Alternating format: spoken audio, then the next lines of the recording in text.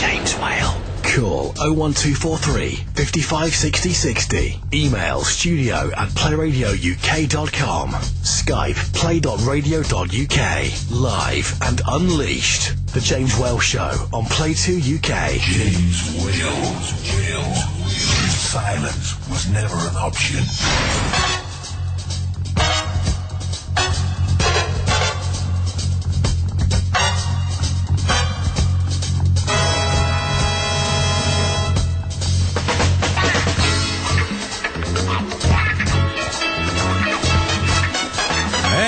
Good evening, ladies and gentlemen, boys and girls, although if there are any boys and girls listening, sod off. This is really not the sort of program for you. This is the James Whale Radio Show.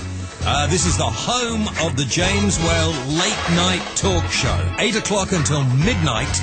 18 or over, no, forget that, 16 or over. This is the place to be. This is the home of free speech.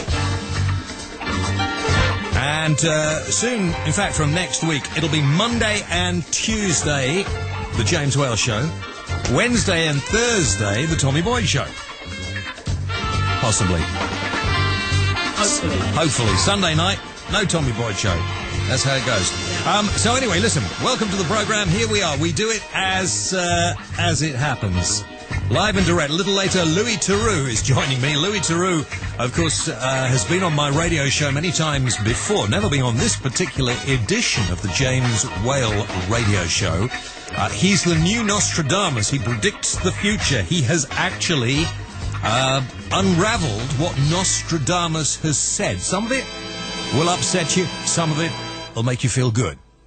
All I can do is beg you to listen. A little later, in an hour, I'm going to talk to Clarence Mitchell. Now, Clarence Mitchell is the spokesperson for, well, that's if you're politically correct. He's actually the spokesman because he's a bloke, for the McCanns.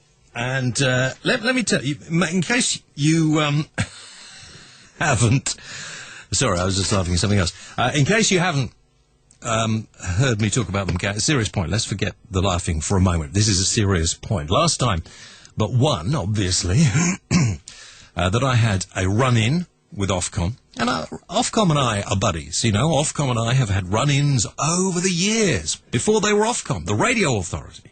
Before it was the radio authority, the independent broadcasting authority. That's the way I've done the show always, and we've had run-ins. And we've always ended very amicably. In fact, I think I've never really been hauled over the coals. But the last time they upheld a complaint against me, it was because I had some... I can't forget the arsehole's name. Otherwise, I would mention it. But I can't remember his name. But he's an insignificant little twit, anyway, who is trying to launch, and apparently continuing to do so, launch a legal action against the McCanns for being bad parents, basically. Now... these people have lost their daughter. I have always thought that they have been badly treated. I have always supported them, unlike a number of broadcasters and journalists who have found it very easy to slag them off. I can think of a number of well-known radio broadcasters, which, again, I'm not going to mention. They don't need the publicity. And newspapers, magazines, TV companies, you all know them. Whenever I have spoken in support of the McCanns in the past, I have myself received enormous quantities of hate mail. I mean, really nasty, vile, vitriolic hate mail. I couldn't give a stuff. I couldn't care less. Because I know the right thing to do is to support people in this situation. They don't need to be told that maybe they should have checked on their kids more regularly. Those of us who are parents have from time to time done things, I'm sure, that we, in quiet moments, think, shoo, I'm glad I got away with that, shouldn't have done this. That's the way it is being a parent. They don't need scummy little solicitors and other people harassing them. For what reason, I have no idea. But I did give this bloke a real bollocking on the air, for which I have absolutely no remorse whatsoever, and did get a slap apparently on the wrist, although nobody at my former employers ever told me about it. That's because it didn't really take them very seriously. Why should they? You know, that's the way I do the show. There has to be a little pushing of the envelope, otherwise, you know, where do we go? We don't get anywhere. This particular person apparently is still waging a campaign of hatred against these people. Have they not suffered enough? I personally will never go to Portugal again. I wouldn't want to go to that country, whilst their legal system is the way it is. I think it's appalling. I think these people should be given the help. I remember being on the air the night that other little girl everybody thought went missing, who actually didn't go missing. I remember fielding phone calls from morons saying, you know, if these people had been as wealthy as the McCanns, they'd have got the same treatment. And I thought, you know, the McCanns have done everything parents should do to try and track down their daughter. They haven't succeeded. It's very sad. They had suspicion cast upon them, which will have damaged the way that they have been able to carry out their campaign. It obviously damaged the way the public thought about them. And I think yesterday, has in a way vindicated them, although I'm sure it hasn't made them feel any better. How can you feel any better when your child has been taken and it seems like nobody has done enough to try and find them? So I say again, I support the McCanns. I feel heartily sorry that they haven't had the support that I think they should have had. And if you have a problem with that, you know how to get in touch. Okay? I don't think, because the thing about doing a program now around the world, as this is the James Well radio show from Playradio UK around the world, I don't think morons actually have the capability of going online. Although I might be wrong. If you want to join me, tell me what you think. I'd love to hear. 01243 55 60 60. 01243 55 60 60. Hi, you're on the air. Hello? Hang on. There we go. Thank you very much. Hello, you're on the air. Hello? Who's that? Hello, yes, I'm looking to speak to James. You are speaking to James. You're live on the air on the James Well radio show. Who's that? Oh, hiya, James. It's Dan. How are you? Dan? Fine. Good, good. I've just been listening to you talking about the McCanns, and I actually agree wholeheartedly with what you're saying. What you say takes and makes a lot of sense, mate. Well, I think it does. I always have thought it did. But there are a lot of other people who don't. So, James, when are you on Bit of TV next? Friday night. See you then. Thank you for your call. If you want to join us, you know the number 01420 01243. If you're wrong, 01423, it'll be Harrogate. 01243 55 60 60. You can Skype me at play.radio.uk, or you can send me an email, of course, while the show is going on at studio@playradiouk.com. That's all you have to do. Right, okay, James, now I have your attention. Love the naked pictures on your website of Mrs. Whale. Shut your mouth, you. Apparently I took while we were away, I took photographs of my wife naked. Right. And she said she was going to put them on the website. I can't believe she did. No, I really can't believe she did. Don't bother. JamesWellRadio.com. There better not be. If she put them up there, I should be very... I've got something else to share with you. Hold on. Okay, right. I've got something else to share with you. Okay, Matt, baby. Mm-hmm. Do you want to have a look at this? This is from Kiasu. Kiasu? Yeah, that's who it's from, Kiasu.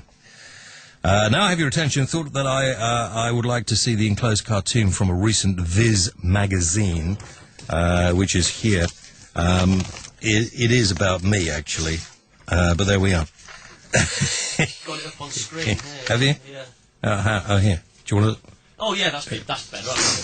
Okay, fine. Look at it and don't read it out, but let's hear if you find it funny. Just, let's hear what you think. Okay.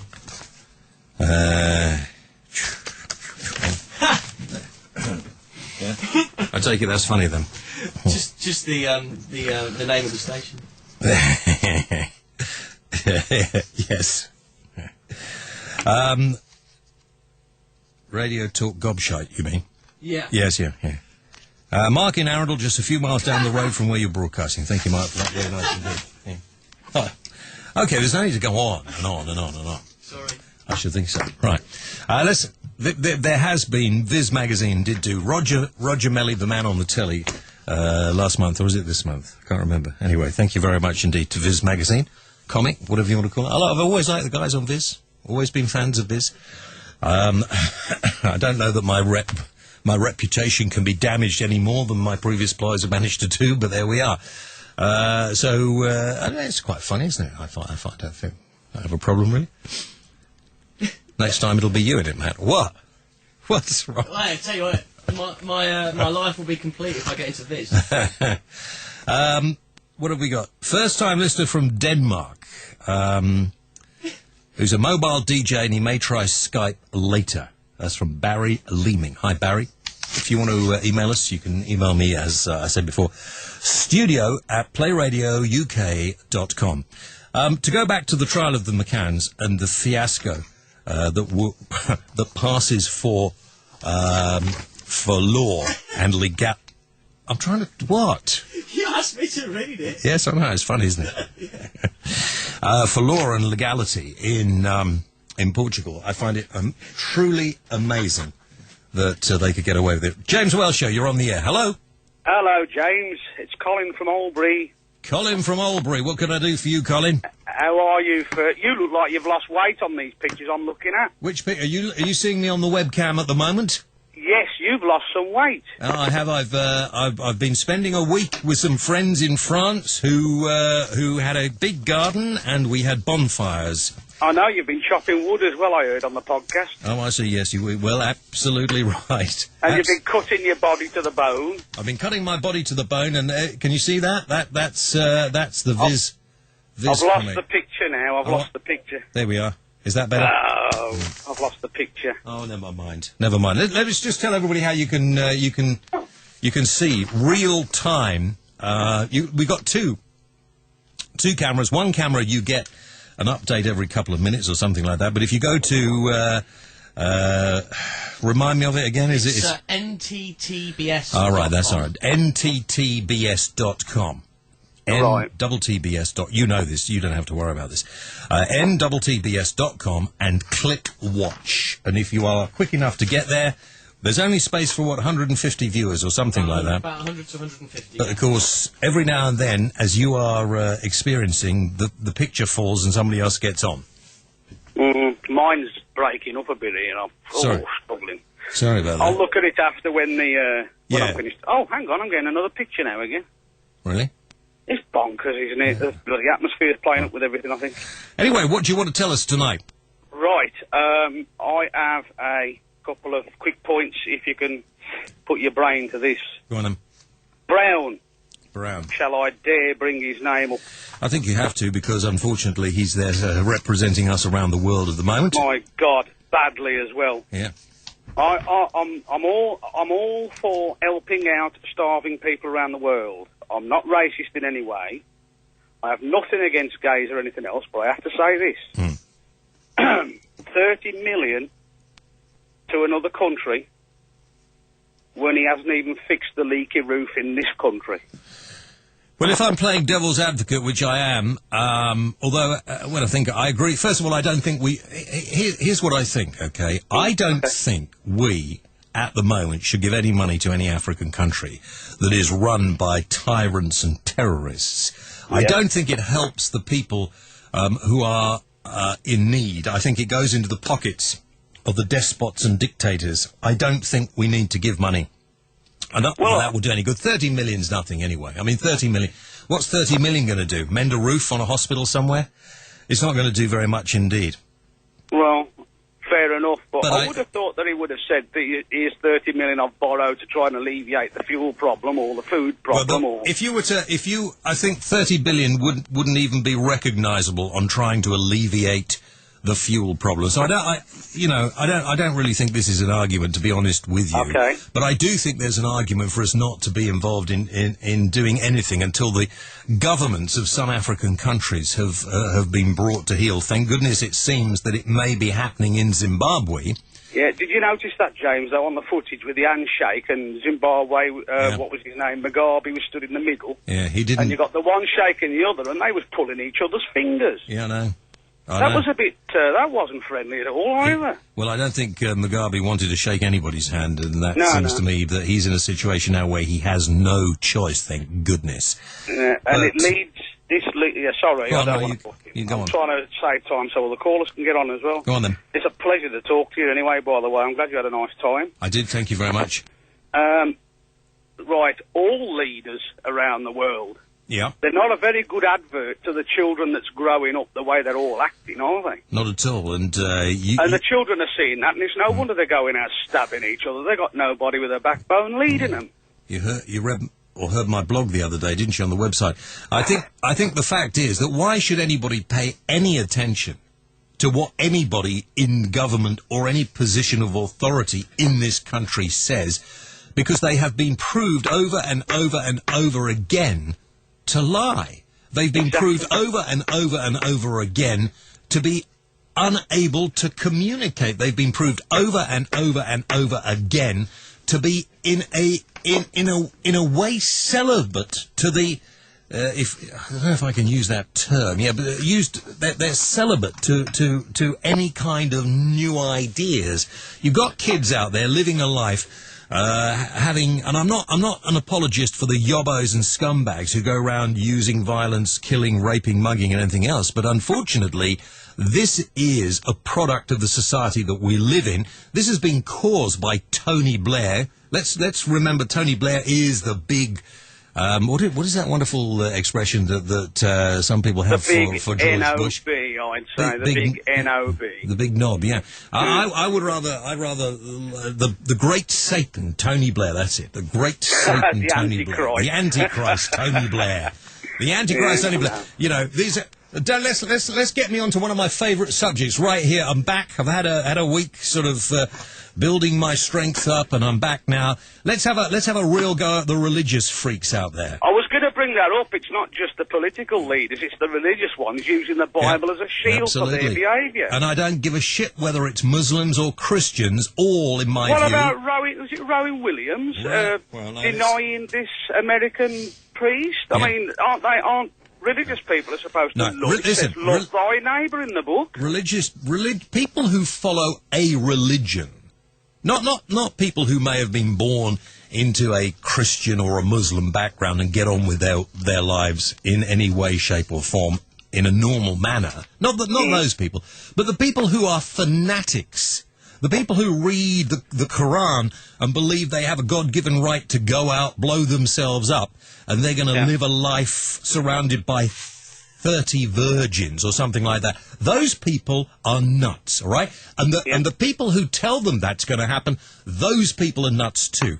The people who believe because of their Christian ideals that there is something wrong about being a homosexual. You know, being a homosexual is like having... I better be careful here. Is like being bald, okay? I'm bald as well. Exactly. It's something you can't help. It's something that's in your genes. It's like being male or female. It's like being black or white. It's like being Christian or Muslim. No. Forget the last bit. It's not anything like that, because those things you could change quite easily. You wouldn't have to go with the sheep. If you see this Anglican conference recently, where the only thing that these pillocks are interested in, and I don't give a shit whether I'm committing blasphemy or not. In fact, the blasphemy laws have been blown out of the water, thank goodness. You know, this is... Let's be honest about this, all right? Let's be absolutely clear about religion. All religion is man-made. It has nothing to do with a superior being. Forget about the person. That whatever power it is that created the universe, if you want to use the term God, if it makes you feel easier, use the term God. I use the term supreme sort of consciousness. It's the same sort of thing as what you say. Possibly. But listen, this is where it's at. The people who believe, and I saw this documentary, I think, on Channel 4 last night, about this Anglican fiasco, where the African bishops went to Jerusalem to talk seriously, led by an Australian prat. I mean,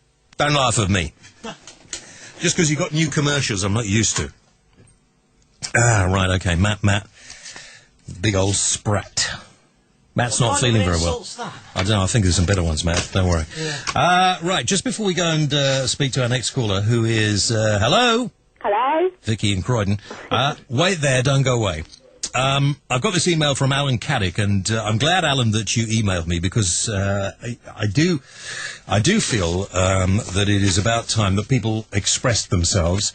I don't feel just because it is a little band of brothers at the moment. We are in pioneering territory with internet radio. 5 years from now, all radio will be this way. All radio will be this way. So feel free to have a go if you think you're clever enough or hard enough. And Alan Caddick thinks he is, but unfortunately, Alan, you're a plonker. I mean, with the nicest will in the world, Alan, you're an idiot. This is Alan's email, who loves the show, and he extra loves Bid TV, so I'll let you off that. I'm there Friday, 4:30 till 7:30 on Friday. 4:30 till 7:30.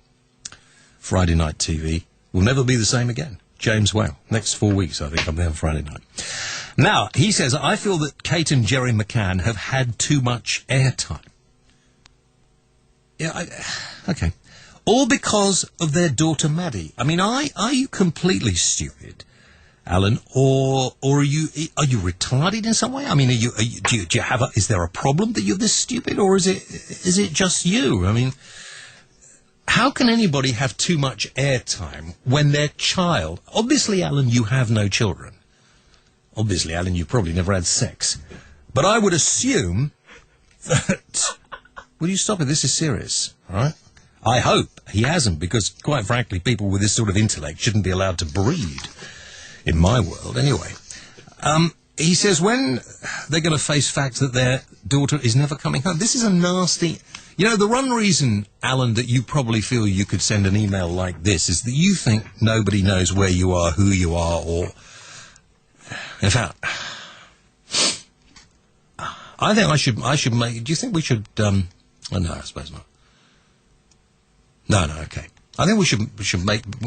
people have to... You should ring in, Alan. I want to hear you defend this. You ring in, all right? You know the number, Alan. I'm sure you know the number. You've got a Skype? Have you got a Skype phone there? Play.radio.uk. Oh, Alan knows how to get in touch. Does he? Don't worry about that. Yeah. Why? Is he one of your regulars? He's a regular to all the talk shows. Oh, is he? Station. Is he a nutcase? Now, be honest. Let's no messing around. Is he a nutter or not? I mean, this email is a very sad pillock, right? A very sad pillock. He's a lovable nutcase. Okay, well, I don't know whether lovable nutcases used to say okay. Slightly misguided, but at least he's got the balls to have an opinion. Well, there's that. There is that. Okay. Give us a ring. Let's hear what you have to say, Caddick. Because, quite frankly, I'm appalled at that email, and I hope you never have children go missing. Right, let's take some calls. The porno girl is there. Did you see that? Are you there? Yeah. Okay. Did you see that TV show about the old detectives last night? No. Was it on BBC One? Because now I'm relatively unemployed. I get to watch TV. Ooh. And it was all about this talk radio host who was killed in a fire. Ooh. And they had a caller, and it made me think of you, a regular caller called Tarzan Girl. Yeah. Oh, God. I don't swing from trees. Anyway, right, what can I do for you this evening? I phoned up to say hello. It's been a long time. I have no agenda. Oh, right, okay, well, that's very nice. I'm not used to people with no agenda. Yeah, well... Everybody has an agenda, but no agenda for this call. Where have you been, then? Just been a bit sort of busy and a bit preoccupied with my mum. She wasn't very well. Oh, dear. How is your mum, by the way? I remember. She's very poorly, but she's better than she was. Okay. And she had quite a long stay in hospital after her first sort of chemo. And she's out and she's doing better. Good. She's bald now, so I'm going to go and buy her a green wig. There's nothing wrong with being bald. There are some very, very... when you're a woman. There are some very sexy bald women. Who was that woman in Lake 7 who was bald? What was her name? Oh, you wouldn't even know. I never watched Lake 7. You didn't even... I was a sort of bit before my time. Was it? Oh, you didn't even know what I was talking about, did you? No, remember. Have you? No, There was I've never. Well, yes, I heard There was it a in the very, movie. very sexy woman who was completely bald in Blake 7. Yeah. I think. Well, I mean, my mum probably isn't like that. Well, no, you know, but I'm just saying you don't have to feel just because you haven't got hair doesn't mean that you're not nice and She's actually coping with it really well. good. Well, you have to. There's no other way. Yeah. You don't. That's what I said. You don't. When you're diagnosed with cancer, you don't suddenly throw your arms up in the air and go screaming, "I can't cope! I can't cope!" You say before that's how you're going to behave, and people will say to you, "I don't know how you cope. I couldn't cope," but you have to cope. So you do.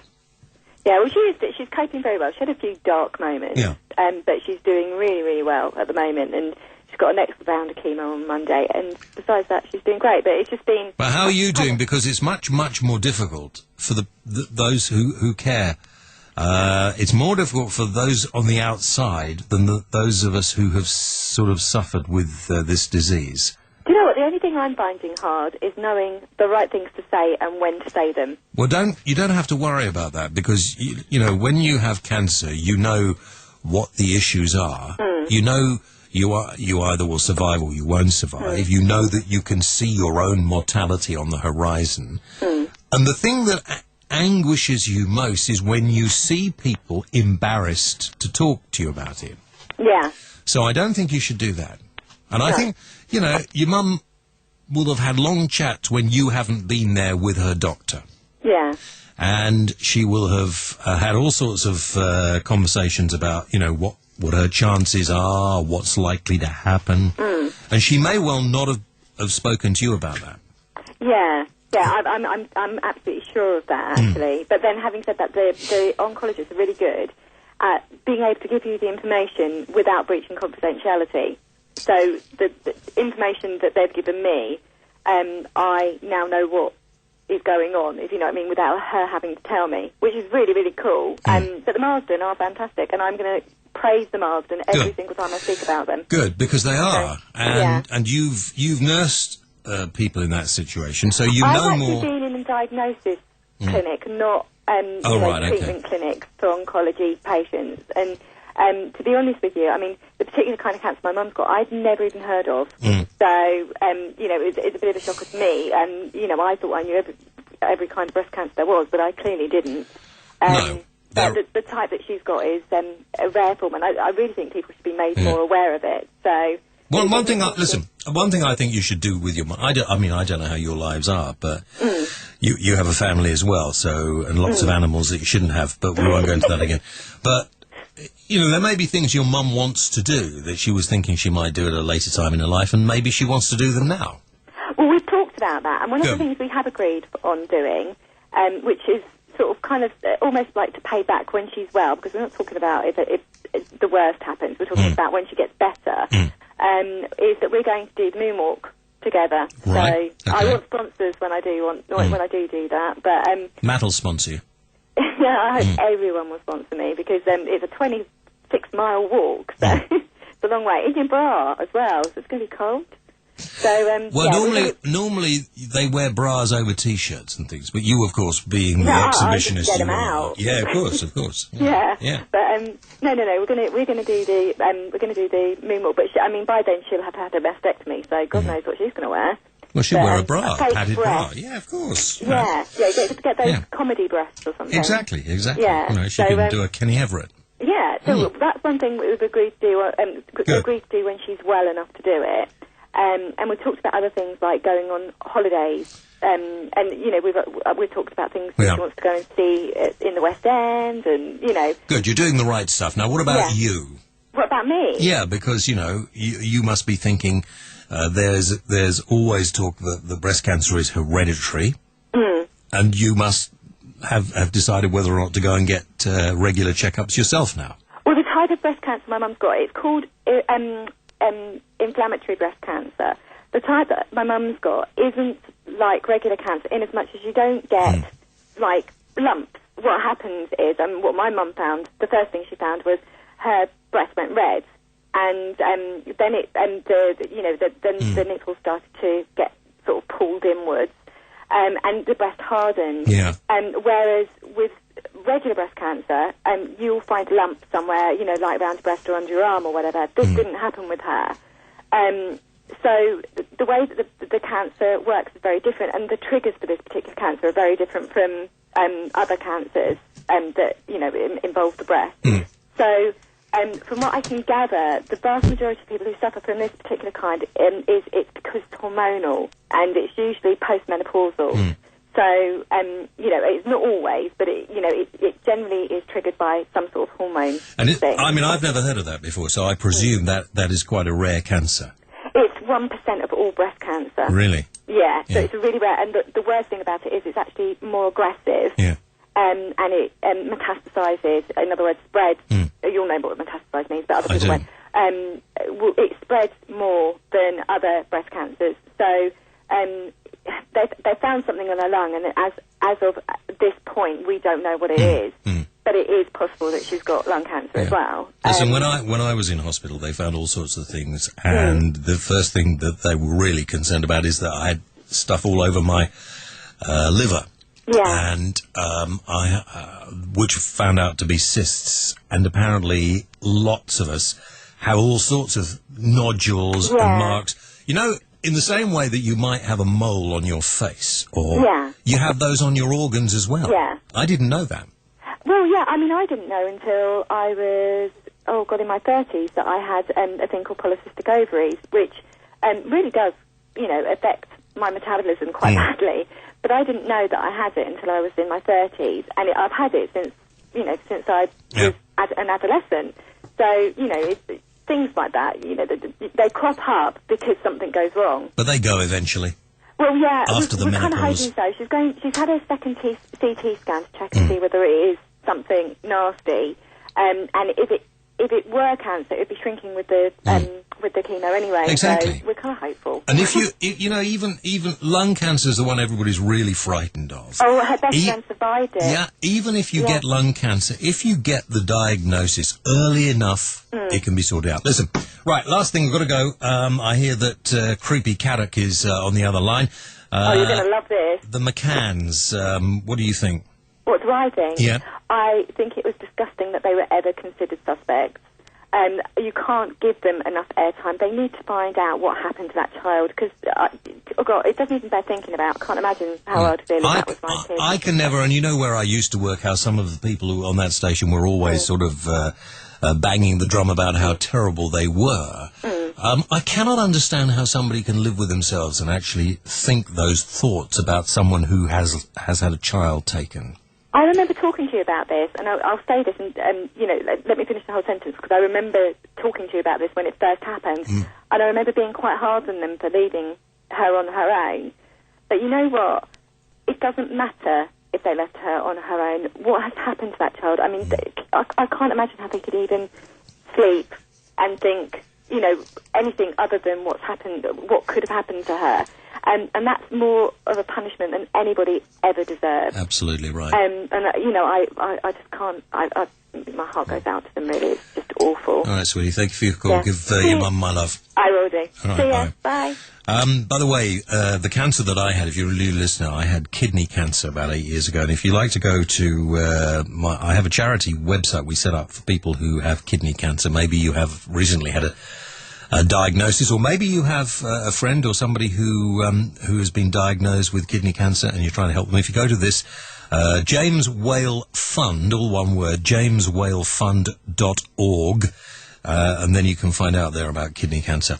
Right, okay, are we ready for this? Time for us to hear from Mr. Caddick. Mr. Whale. Good evening. The airways are there for you. Let's hear you justify your rather sorry self. Well, I'm from McCanns area. I've had too much airtime. It's been a year since Maddie's disappearance, and they've been going on and on looking for their daughter, going to the EU for this sort of Amber Alert. I mean, what's the point? They're never going to find her, and I feel the police were right to treat them up. Stop. Crawl back into the hole from which you emerged. Don't ever listen to me on the radio again or watch me on the television. You are banned from anything that I do. Do you understand, you snivelling little git? Well, you can... Bye.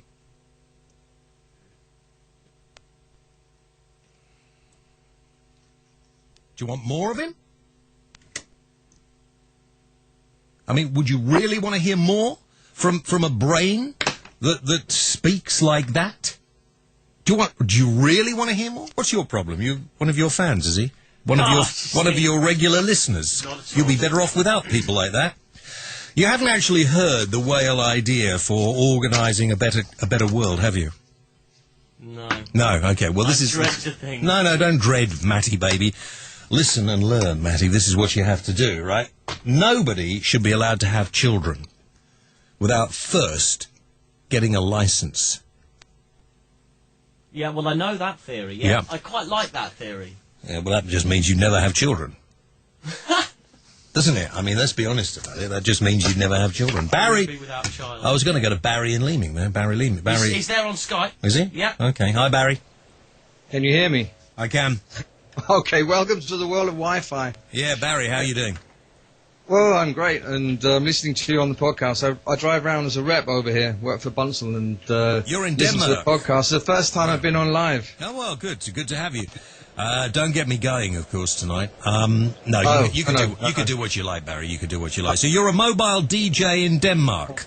Yeah, we couldn't talk about that if you like. I'm Boogaloo Roadshow, you know. But I think I've got a couple of things I want to ask you about. Go on, then. It's the first one's which Wi-Fi radio do we get? Because I've got this one down the local shop called the Revo Pico Wi-Fi. I've just put it on your Skype thingy there. But do you know of any good ones? Let me get Matt. We've actually got the playradiouk.com/forum site for people to go on there and get help with all their technical problems. So it'd be worth doing that a little later on, Barry.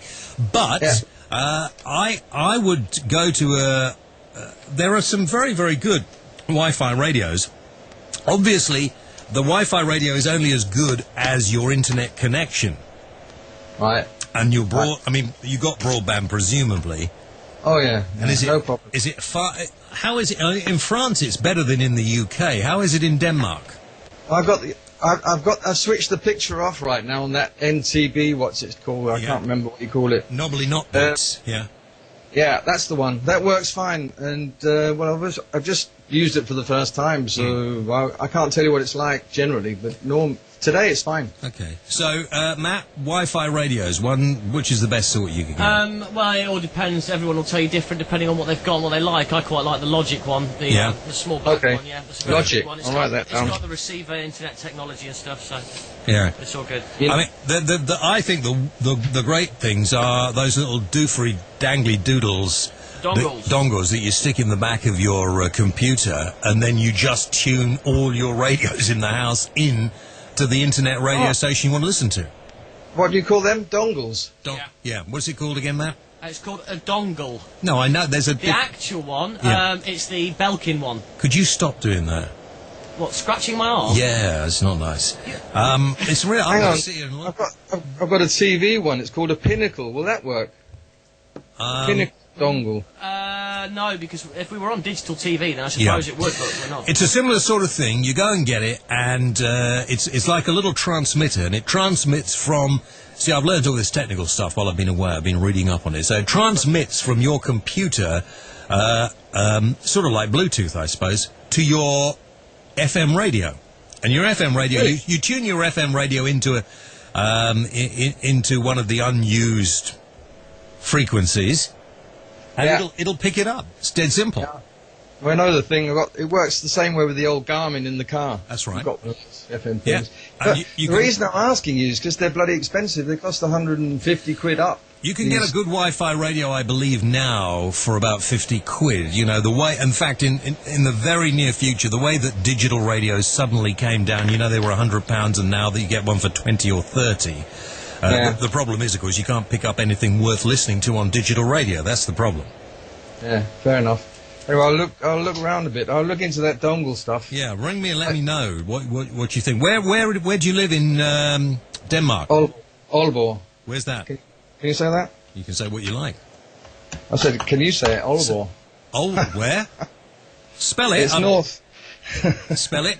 It's north. A-A-L-B-O-R-G. Can you see the Skype thing? I can send it.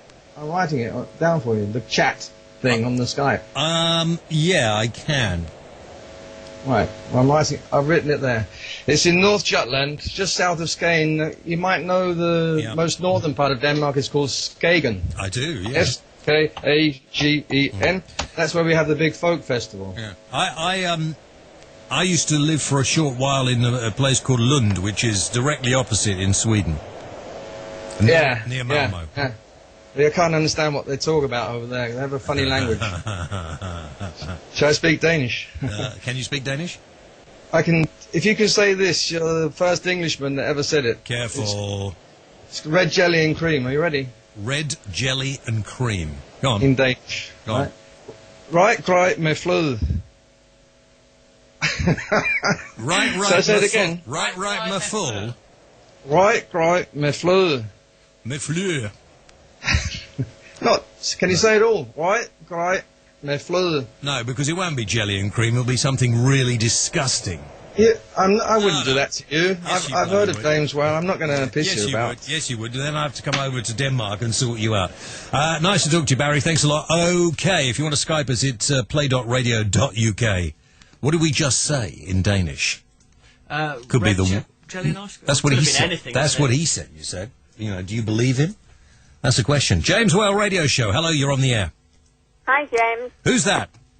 It's Linda. Linda. From where are you calling, Linda? Cleveland. Linda from Cleveland. How are you, Linda? I'm all right. How are you? I'm very good. You know, first rule in radio talk shows, program directors will always tell you, never ask how somebody is, because we're not interested, which I always used to think was complete bollocks. Because we are. I want to know how you are, what your day's been like, if you had a good day. Oh, I've had a good day, thank you. I'm just ringing up about the Wi-Fi radio. Okay. The one I've got is called the Blick. The Blick? Yeah, Blick radio station, hybrid digital radio. DAB radio with Wi-Fi. Oh, you've got DAB and Wi-Fi? Yes. Okay, well, that's good. That's it's excellent. Brilliant. Yeah. The reception is really good. Okay, do you have a view on the McCanns or not? Yes, I do. I think it's appalling the way they've been treated by the press and everyone. And I just hope and pray that one day they'll see Madeline again. I hope that they do, and I think that the way the media portrayed them after the Portuguese police let them down so badly, because obviously the Portuguese police are a bunch of goodness only knows. I've followed it right away through, and every day I've gone onto the internet and I've read everything the press has said about them, and it's a disgrace the way they've been treated. I mean, one of the things that people like to go on about is the fact that they left their children while they went down and had dinner, and they don't need to be told that. They know of course. Something similar happened to me. I lived in a little village called Misson near Doncaster, and I worked around the pub. And 12 o'clock one evening, my husband came round to meet me. My son was in bed, who was 16 at the time. My daughter, Susan, she was in bed. She was 14. No, she was 11. Lizzie, 3-year-old. Doors were locked. My husband came out the back way. We came back round about 1:45 in the morning.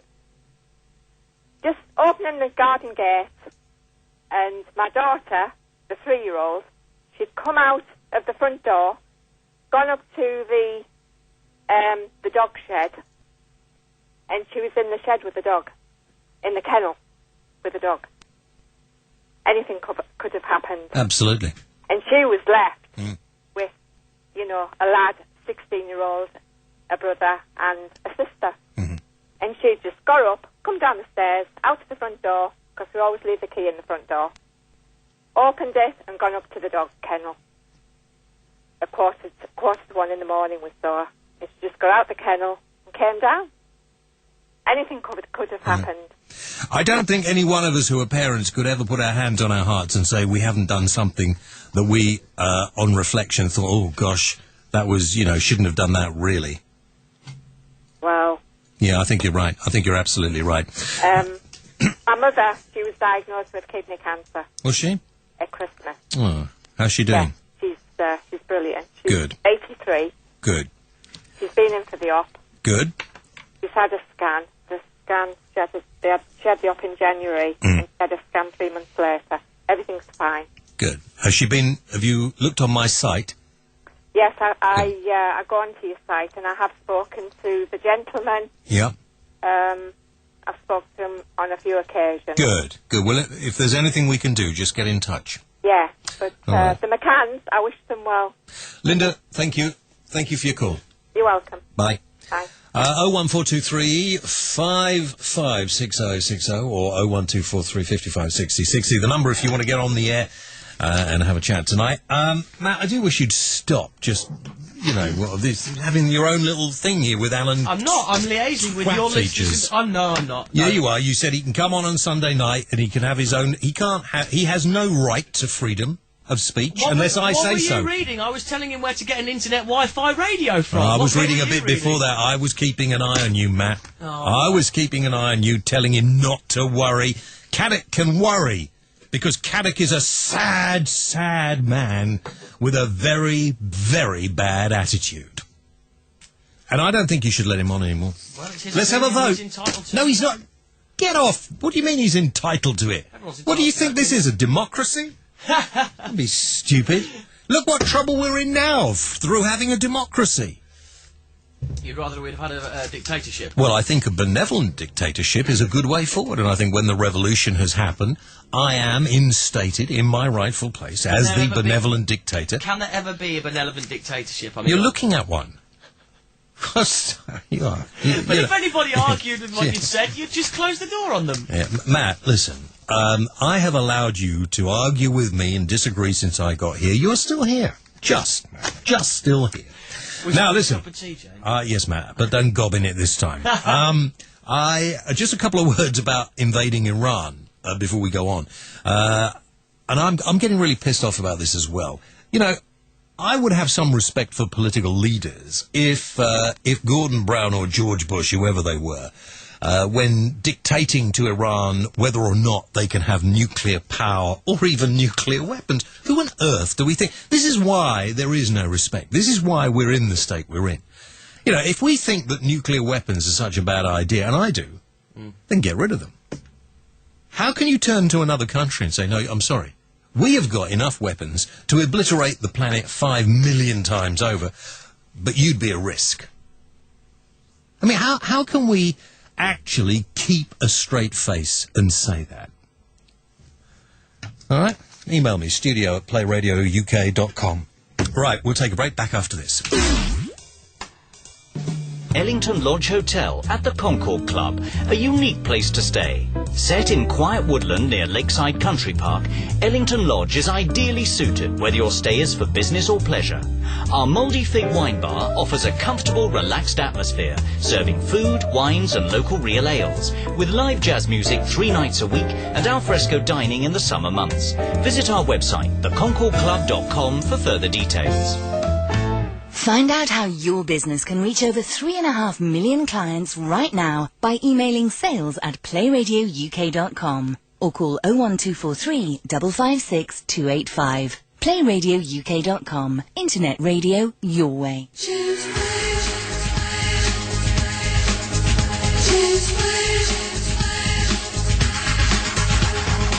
James Wales. Silence was never an option. The horn is here. The horn is back. Very good. The James Whale Radio Show. Live talk from Play Radio UK. You can hear it through my website as well at jameswhaleradio.com. And the home of free speech is back on the air next week, Monday and Tuesday. So next Monday and Tuesday. Do you know when I started off in radio doing this sort of show? In the 70s, I started off doing 1 day a week, and then it went to 3 days a week, and then it went to 5 days a week. But I think I'm far too old to do 5 days, don't you? So anyway, listen, Monday and Tuesday from now, and tell your friends, 8 until midnight. Let's do a few emails before we do anything else, because we haven't done any. Well, we've done a couple, we haven't done many.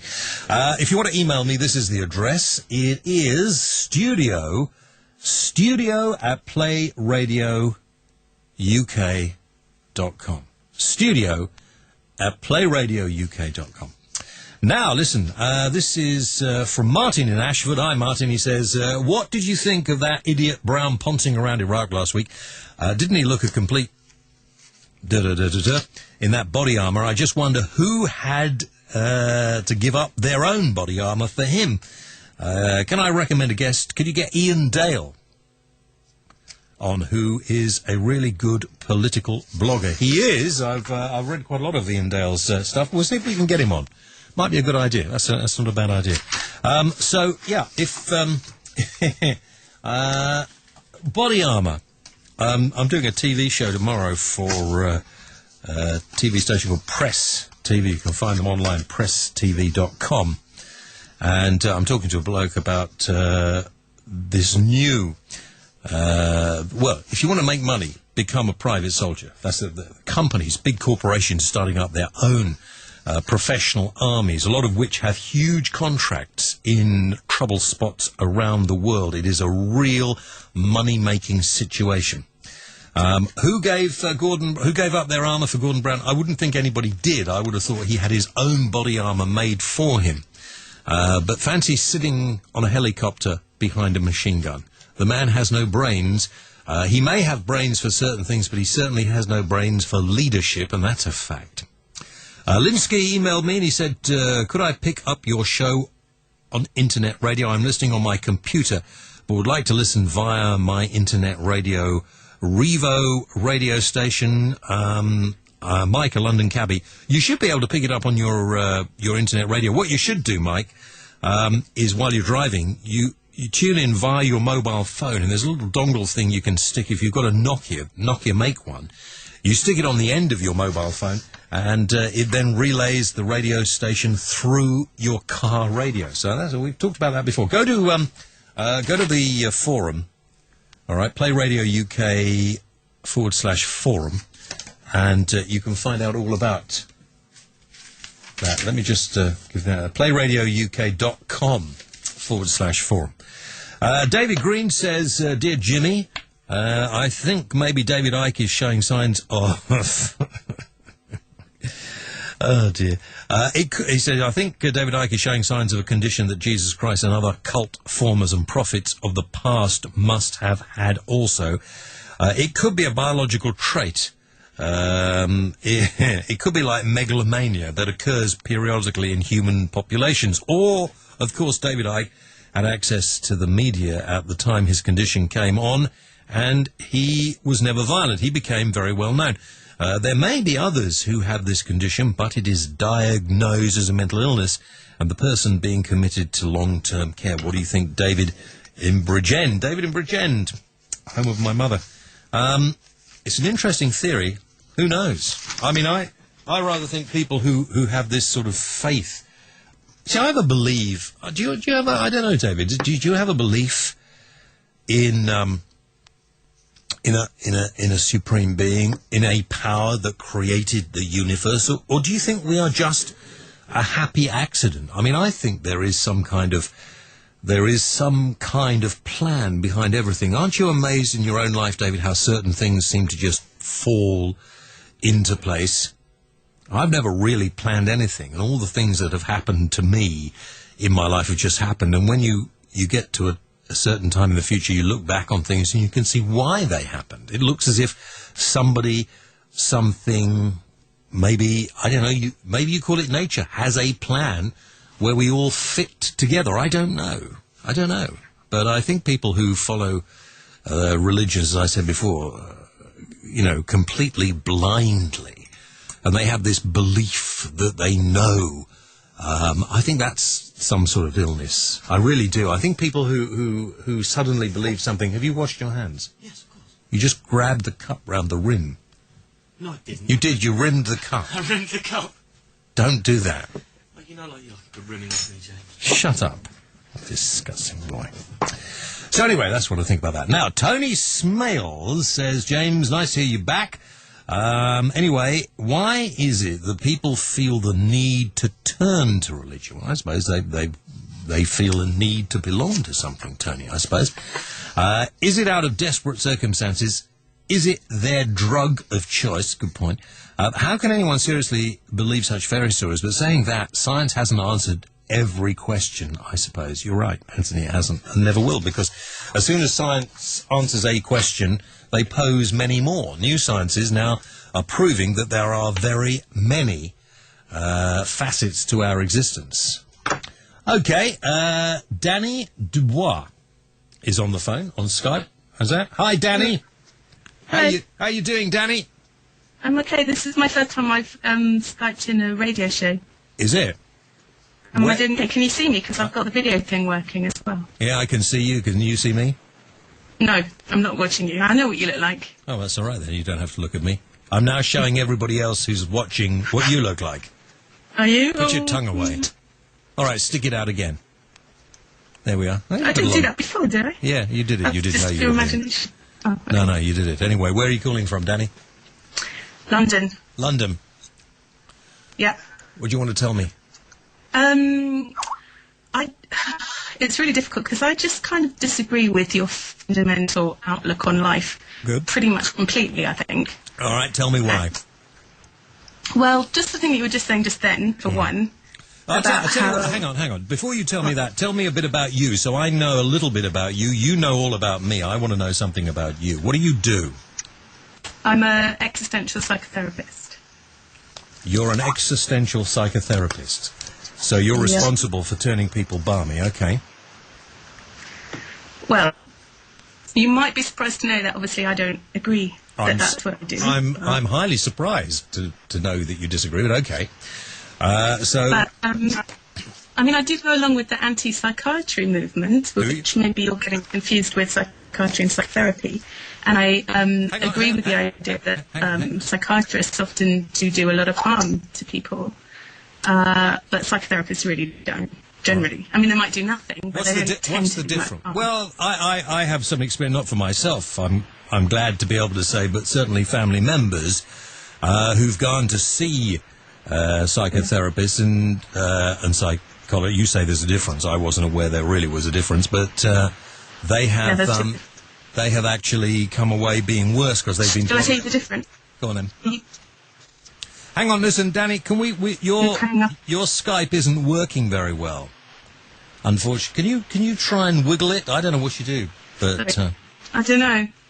Oh, that's better, okay. I'm just putting lots of awkward faces and hoping that'll help. Pulling awkward faces doesn't help. No, very good teeth, though, Danny. I mean, that must have cost a few bob. Yeah, very nice, yeah. Yeah. Okay, you're going to explain the difference between being a psychiatrist and a psychotherapist. Go on. Yeah, a psychiatrist first trains as a medical doctor, and they could choose different options after they have got their medical qualification. They could become a GP, they could become a surgeon, they could become lots of things in the medical field, or they could become a psychiatrist, which is a doctor, basically. Okay. They don't have any counselling, though, necessarily. They could take that as an option if they wanted to, but a lot of them don't. All right, so looking at you... So I understand the difference now, right, okay, but looking at you, you obviously you're not very old, so you haven't been doing it very long. Now I've got Danny frozen on the picture. It's quite funny. Hang on, if you're watching this, if you're not watching, you should go to, you can watch the program as well at nttbs.com, nttbs.com. And now I've lost the picture as well. The picture was there, and now I've lost the picture as well. So we will try and get Danny back a bit later. Maybe if you're listening, Danny, ring us back, because I wanted to get to the good bit where you completely disagreed with me. That was the bit I was actually looking forward to. Right, okay. Let's take a couple more emails before we go any further. Then I'm going to talk to Clarence Mitchell. Dr. Louis Theroux is coming on later on this evening as well. Tiffy emailed me. Tiffy says, I heard the other day that Lembit Opik has split up with his cheeky girlfriend. What a shame. Have you spoken to him, lady? No, well, last time they were on this show I spoke to him. Lembit Opik and the cheeky girl. Really? Well, you know, they were here, weren't they, on the phone? Lembit was on the phone here. I'm sure it was this program. No, I don't think it was. Was it? Yes, I'm sure it was. We had him on the show. Did we? Oh, well, my apologies then. And he was going out with a cheeky girl, and now they've split up, apparently. But you can't believe everything you hear. Now, we lost the link with Danny. Oh, we did? The psychotherapist who disagrees fundamentally with me, and I would like you to try and get it back. Okay, I will do. Now, do you want me to take a break? Yes. And then are we going to get Clarence on? Clarence isn't answering at the minute, but I've left a very nice answer phone message. Now, try again at 9:15. Okay, So there's Danny. I can see a picture of her. we take a quick break. All right, Danny, we're going to come to you in a moment. Don't go away. Sunday night just got better on Play 2 UK. Hi, this is Laura Critchley, and if you're listening to me now, you missed me on Hershey's Half Hour. But don't worry, you can listen to me again on playradiouk.com/podcast. And don't forget to tune in next Sunday for Hershey's Half Hour with more beautiful special guests. Hershey's Half Hour. 30 minutes of top-flight entertainment expertly crammed into 2 hours. Sundays from 4 on Play 2 UK. For perfect personalised cards for any occasion delivered through the letterbox, go to playradiouk.com/moonpig.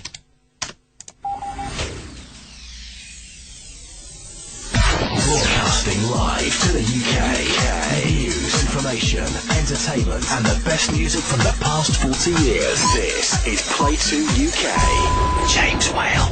Call 01243 55 60 60. Email studio@playradiouk.com. Skype play.radio.uk. Live and unleashed. The James Whale Show on Play 2 UK. James Whale.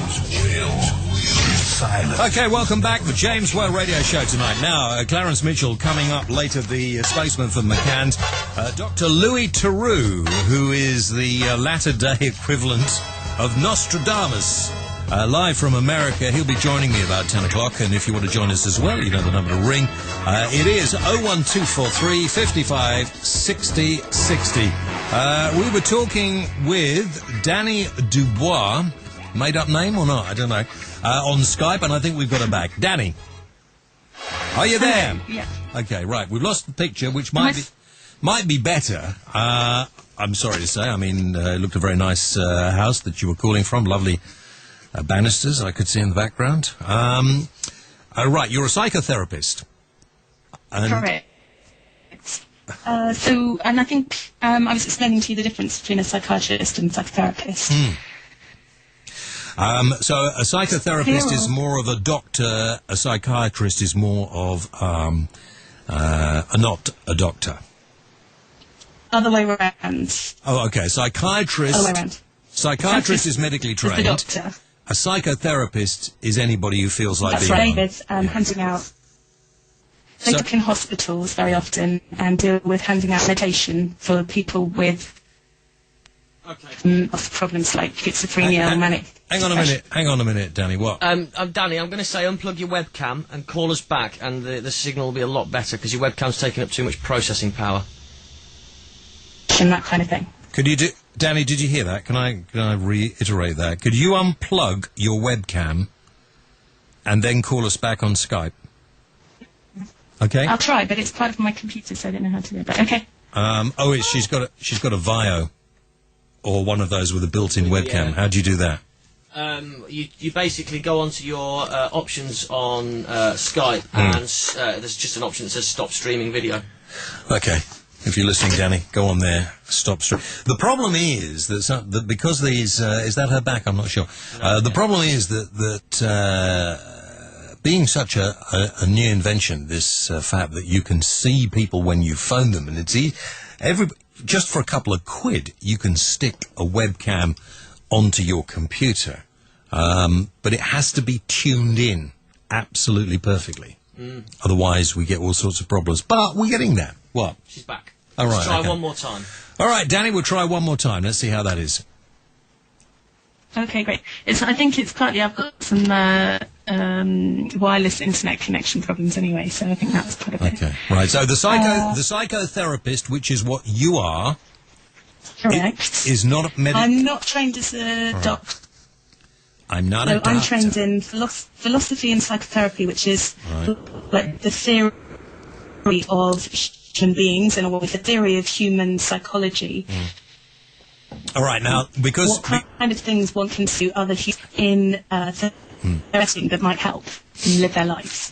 Right, okay. So, basically, and I don't wish to be too rude, well, I couldn't give a shit, really, anybody could be a psychotherapist. I could say I'm a psychotherapist and nobody could argue. Well, soon there's going to be a law, because there hasn't been one up until recently, but soon there will be a law to say that, no, you can't do that. Yeah, but Danny, don't be so political with me. That's what a politician would say. Basically, if I wanted to call myself a psychotherapist, I could. I think, unless they've changed the law already... You know perfectly well they haven't changed the law already. So I know that they're trying to do it at the moment. Well, there we are. If they had changed the law, you surely would know. Maybe. Yeah. I don't really keep up with things like that. But anyway, most psychotherapists train for 4 years minimum, and they are registered on the internet and, with certain statutory bodies that regulate these things. So you can check. I could register on the internet as a bishop.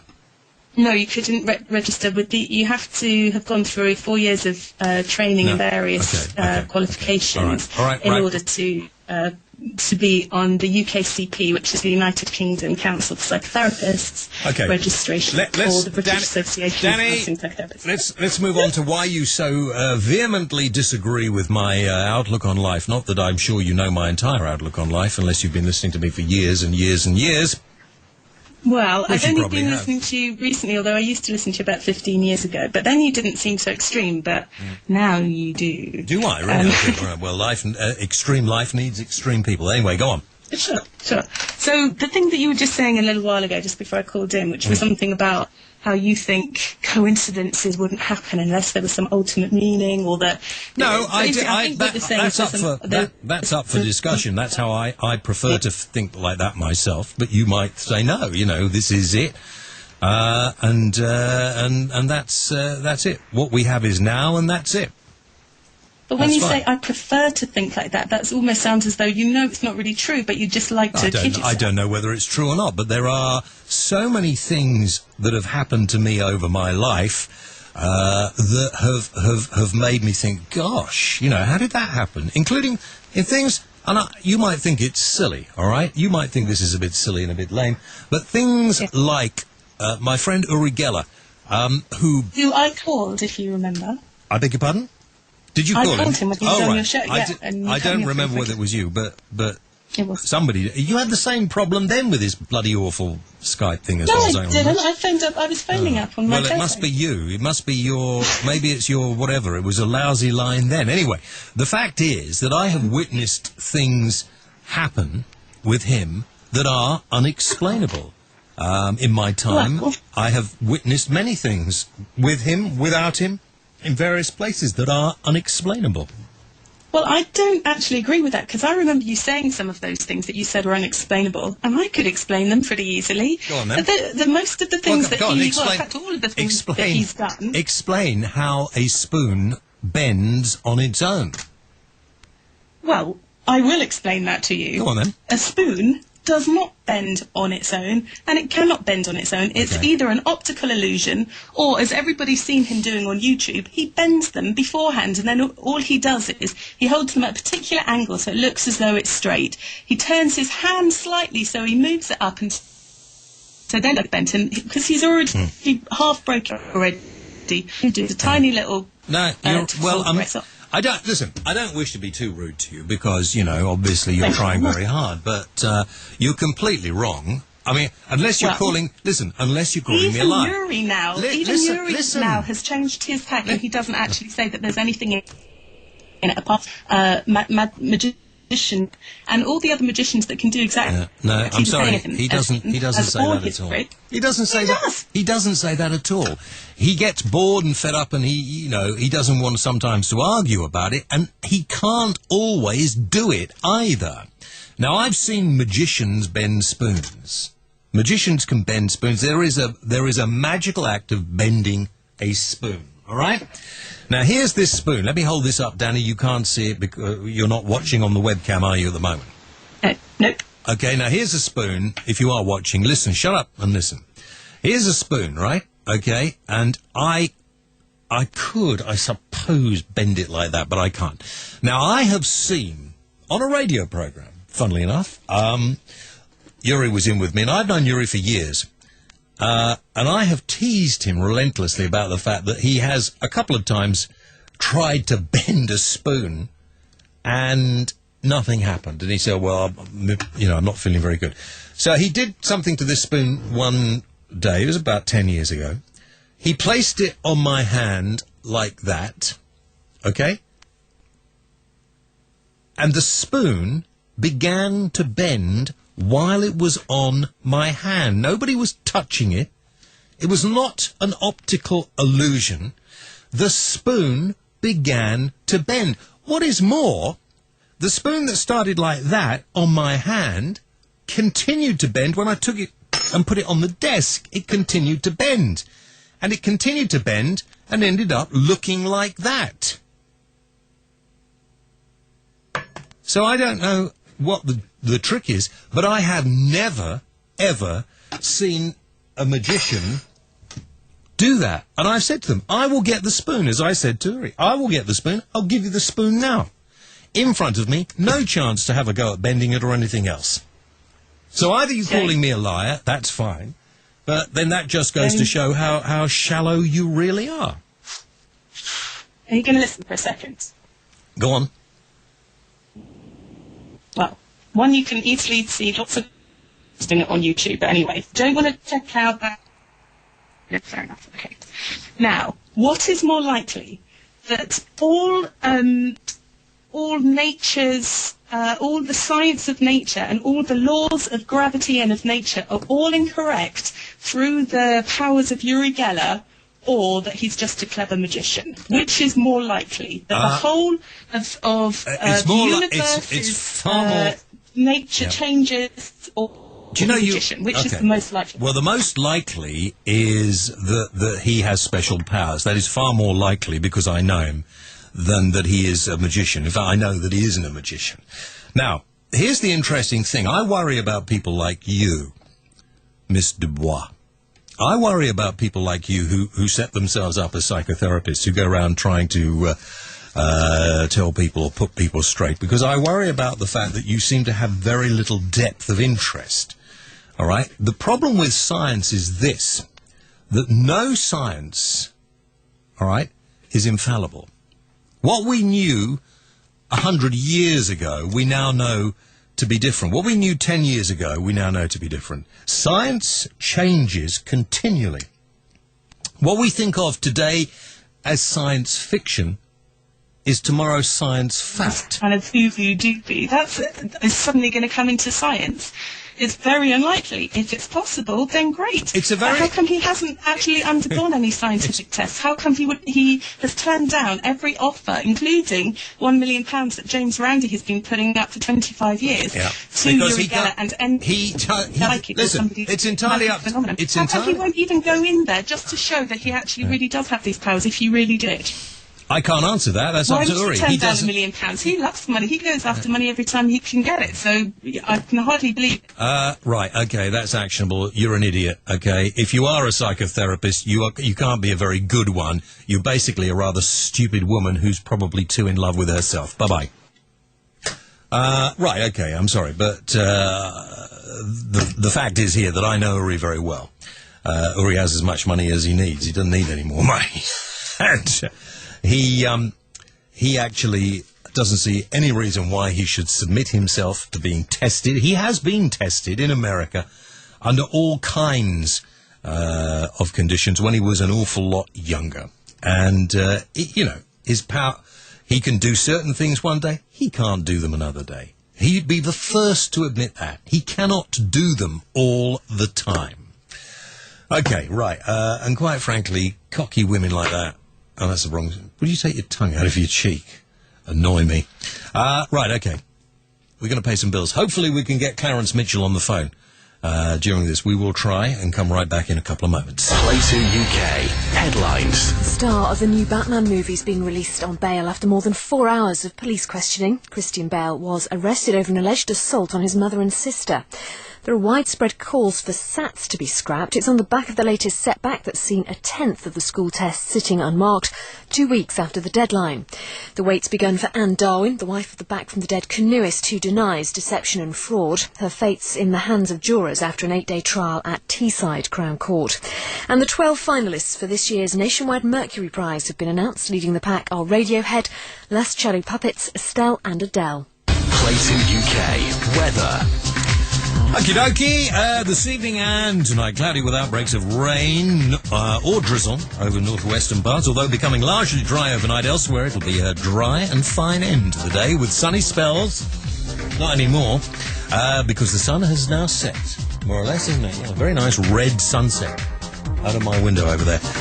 Variable cloud and clear periods overnight, so could be a little cool where you are. Wednesday, after early mist in places, a fine summer day for most places, and feeling warm with a good deal of sunshine, though rather cloudy in the northwest of Scotland. Could get up to highs of, I'm told, in the south, of about 26. The weekend could get even hotter. You're up to date on Play 2 UK. Missed anything? Hello, my name's John Archer. Hello, this is Chris Tarrant. Hello there, this is Sean Williamson. Hi, this is Scott Gorham from Tin Lizzy. With the legendary David Coverdale of Whitesnake. Good evening. Not the Tommy Boyd Show. Big in Japan. There's actually something about, I think, tyrannical leadership that keeps you looking young. I mean, Saddam didn't look as old as he was, did he? James Whale. The legendary Aaron Barr Show. PlayRadioUK.com/podcast. PlayRadioUK.com/podcast. Missed anything? Then go to playradiouk.com/podcast. James Wales. If opinions count, this man must be a mathematical genius. Okay, right, welcome back. Now, let's talk to the McCanns spokesman, who is in the middle of having dinner. Clarence, thank you very much indeed for interrupting your main course. That's all right, James. It's always good to speak to you. Today, the McCanns have made the headlines again on the front page of practically every paper. I think if what happened in Serbia hadn't happened today, probably front pages of every paper. I think that's probably right, but that's the nature of news, isn't it? But yes, we got a lot of coverage today. How is this actually affecting them? Because on one side, I suppose people might think, oh, they must be excited, must be happy about that, but I don't know how they can really be happy. Well, you're absolutely right. I mean, the only way that they will ever have any real deep happiness is to get Madeleine home again, and they, of course, still cling to the hope that she is alive somewhere, and there's no evidence to suggest she isn't. But no, there's certainly no mood of celebration surrounding this. This was an unnecessary distraction. This status of suspect was wrongly imposed, and now the world can see that for what it was, and of course they're relieved. But essentially, the only good to come out of this is the fact that they will get access to the police files via their lawyer in Portugal over the next 3 or 4 weeks, and that means that a lot of new potential leads, will go to the private investigators. So hopefully, it could help find Madeleine. Do you expect there are things there that you have no idea about at the moment? Do you think there are likely to be leads that they could have followed up that they didn't? That's one of the reasons why we need to know. Jerry and Kate have had great frustration all the way through this at the lack of information from the Portuguese police, a complete wall of silence at times. Whenever they had requests for information, they would go into the system via Leicestershire Police, and nothing would ever come back. So the short answer is they don't know. The lawyers don't know. That's why they need to go through this. There are thousands and thousands of items of information in there. We obviously would hope the police have followed them all up properly, but I'm afraid to say there's not much confidence that everything has been, but until they see the files, they simply won't know. Can you actually believe anything that the Portuguese police tell them? I mean, can you be confident in the reports that they made? Well, you have to be, don't you, to a certain extent. They are the authority figures, and to a certain extent you have to trust them as it's the national situation that they're in control of. And Kate and Jerry have had to deal with it as best they can. But the short answer is we don't know, and they don't think that things have been done properly. They also, frankly, don't believe that she's been properly searched for from June of last year. Is there any way now, after a year has gone by, that private detectives or British police or anyone can actually pick up any leads at all? How do they work on that? They work covertly. By definition, a private investigation should stay just that way. The last thing they need are journalists playing at amateur detectives wandering all over potential leads or sightings, and that's often what happens when a sighting gets into the media. The next thing that happens is there's a plane load of journalists en route within hours, and sometimes that can be useful. Other times it can be profoundly unhelpful. They've got a lot of information. They've been working hard behind the scenes all the way through this, and with their own sort of knowledge base, if you like, that they've built up, there may well be something in the existing police files that was perhaps checked or dismissed a year ago that could suddenly chime with something they've got on the books that could cross-reference it. Who knows? I'm not privy to every single detail of the investigation. I'm told when there are developments coming down the line or when information needs to get out into the public domain, hopefully generate more leads.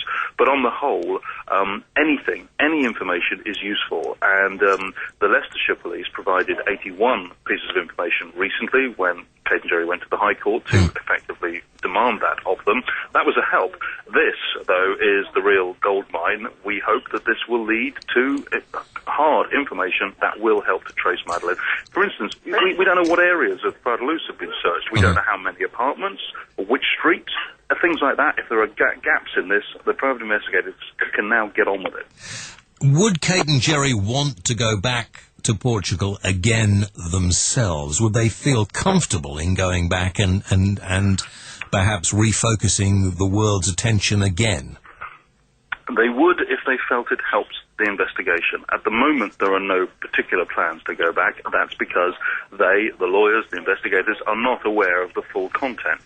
And as soon as they know that, as soon as they have a sense of what's in there, if it's obvious that going back to visit, let's say for argument's sake, there was a sighting or sightings in a particular village. I'm not saying that we know there is, there may not be, but it may well help to go to that area once the investigators have checked it and generate publicity around that particular aspect if the investigators feel it would be helpful. So they're not ruling it out, but at the moment there are no particular plans. Last question.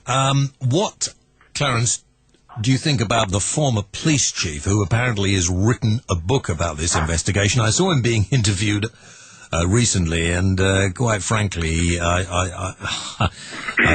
I better not say what I thought. But anyway, are you worried about what? No, we're not worried. Mr. Amaral is the officer you're talking to. Firstly, the rather stocky guy with the Well, yes, his personal description is something for viewers or people who see him to decide for themselves. He was in charge of aspects of the inquiry, and Kate and Jerry only actually ever met him briefly once. When he was removed from the inquiry for criticising British police, they actually said to me, which one? Who? They just couldn't even remember him. That's how significant he was in terms of their dealings with the Portuguese police. So all of the claims about how he was pivotal and instrumental in the case, you should take with a large bag of salt. On top of that, his book, if he is alleging, as I understand he is, that Madeleine died in the apartment and he can somehow prove it, well, he needs to be very careful what he says. His work, if you call it that, will be published in Britain in one form or another, and the libel laws apply to him as much as anybody else. So the libel lawyers, who are specialists in this area, whom we've had some success with against the Express Group already, they will be amongst the first keen readers of his manuscript, and and his publishers need to bear that in mind. It seems to me that only a mad person would actually write a book like that without having any proof. Yet, of course, as soon as a book like that is written, Clarence, journalists, particularly in certain areas, will be rushing to publish it, and he will make a lot of money out of it. Well, again, that's one of the sadnesses of this, that people who, frankly, we would hope should know better and do better, act better, seem determined to make what money they can out of it. Mr. Amaral may have his own reasons or motives for this. He left the police force after many years' service, under a cloud, shall we say, and there may well be a degree of resentment here. His motivation is something for him to decide himself. But obviously, if he does make a lot of money, clearly, we would hope that it would go to the fund to help find Madeleine. Sure. But we're not holding our breath. All right, mate. Clarence, thank you very much indeed. Let you get back to your pudding now. And do give Kate and Jerry my very best.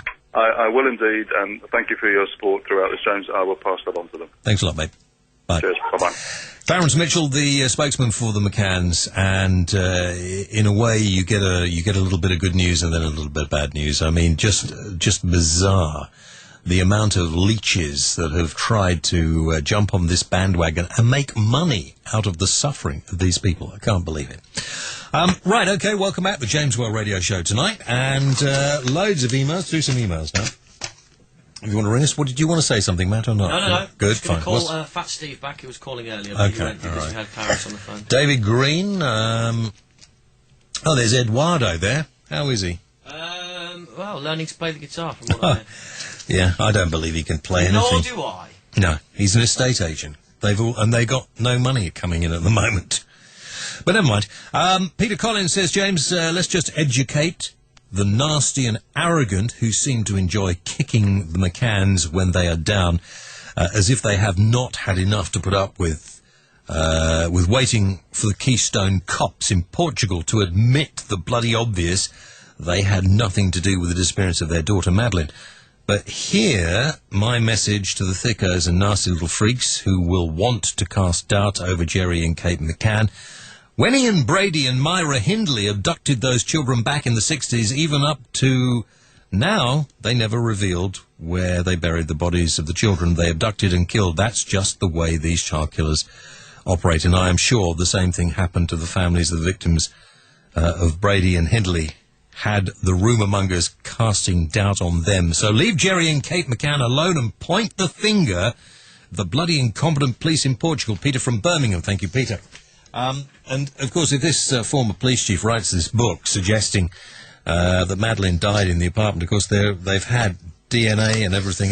You know, just how nasty and vitriolic can you get? Steve says, hope you had a good break. Fantastic. Back. Well said on religion. I wonder how far humanity will be able to travel with religion holding it stranded in the Middle Ages. You're absolutely right, Stevie. Abortion, faith healing, stem cell research. Isn't it funny that old virgin men dressed in red robes are considered a world authority on sex? Steve in Shaftesbury in Dorset. It's a good point, Stevie. And isn't it amazing that more than all the ills of the world, I know the old Pope went to Australia to apologise for all the child abuse carried on by priests in the Catholic Church. He's been to, is it nearly every country in the world to apologise? Pretty much, yeah. You know, this is just and yet the decision for these people to continue to slag off. I was trying to think of a more intelligent phrase, and I can't be bothered, to be honest with you. These people to continue to berate. That's a good one. That's not a bad one, Matt. For you, that's very good. To go in the direction of sexual gender and everything else just amazes me. Here we are living in a world where people are killing each other, where there is so much nastiness happening. And what are the religious leaders of the world worried about? Who you're shagging. How you're shagging them. Isn't it bizarre, really, isn't it? Bizarre. You know, and when medicine makes strides forward, oh no, you can't do that. You know, God wouldn't like it. Well, if oh dear. How many people who are in churches have decided to resign after listening to me? Is there anybody out there who would like to? No. Okay, let's talk to Fat Steve, who Skyped us. Hiya, Fat Stevie. Give us a wave. Hey. I can see you there. How's it going? It's good. Where are you, Stevie? In Atlanta. No, I know you're in Atlanta, Georgia, but is that your studio you're in, or are you at home? Yeah, this is the basement studio. It's in my home, in my studio. Well, it looks pretty flashy. What have you got? What, a couple of screens? What else have you got there? This is the mixing desk over here, and we've got the audio input unit and a couple of Macintoshes back there. Uh-huh. Very good. And what do you do? You're doing music most of the time, are you? Yeah, and I'm also working on this TV show called Bill Rampley's Southern Comfort. What's that about?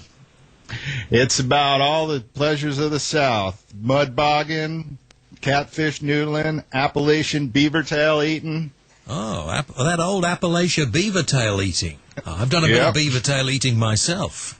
It's nothing like a bit of beaver tail, let me tell you. I don't know if you guys at home haven't tried the odd beaver tail. Beaver's lovely. Yeah, beaver is lovely. Yeah, beaver's good. Except you don't want to get those little curly hairs stuck in your teeth, Stevie. Yeah, in your pizza later. Yeah. Anyway, I was a bit surprised at your defense of Uri Geller. Because, you were saying how science can't necessarily prove everything. Well, science disproves a lot of scientific facts as time goes on, doesn't it? Right. Well, and that's totally true. But you seem to want to use scientific facts to prove that Uri Geller does have these powers because you're saying you saw it with your own eyes. Hang on. Let me just make this clear, Stevie, so everybody understands, okay? All right. Now, I've known Uri for years, a long, long time. All right. I've known him a long time. Now, I have. I like Uri. He's a funny guy. He's an interesting and very complex character. But he's a gem. If you're ever in need of a friend or in trouble, he is a great buddy. Okay. Now, secondly, I have seen him do amazing things, but I have equally seen him not be able to do amazing things. I know that he can't make these things happen at will. Do you see what I mean? Well, I mean, then I don't understand how he's making them happen. Well, I don't understand either, but there are things in this world, Stevie, that you and I aren't going to understand. If we were to go back 60 years and tell our grandfathers about mobile phones, they'd look at us in awe. If you were to go back 70 years and talk to people about jets flying around the world in a few hours, they would think you were mad.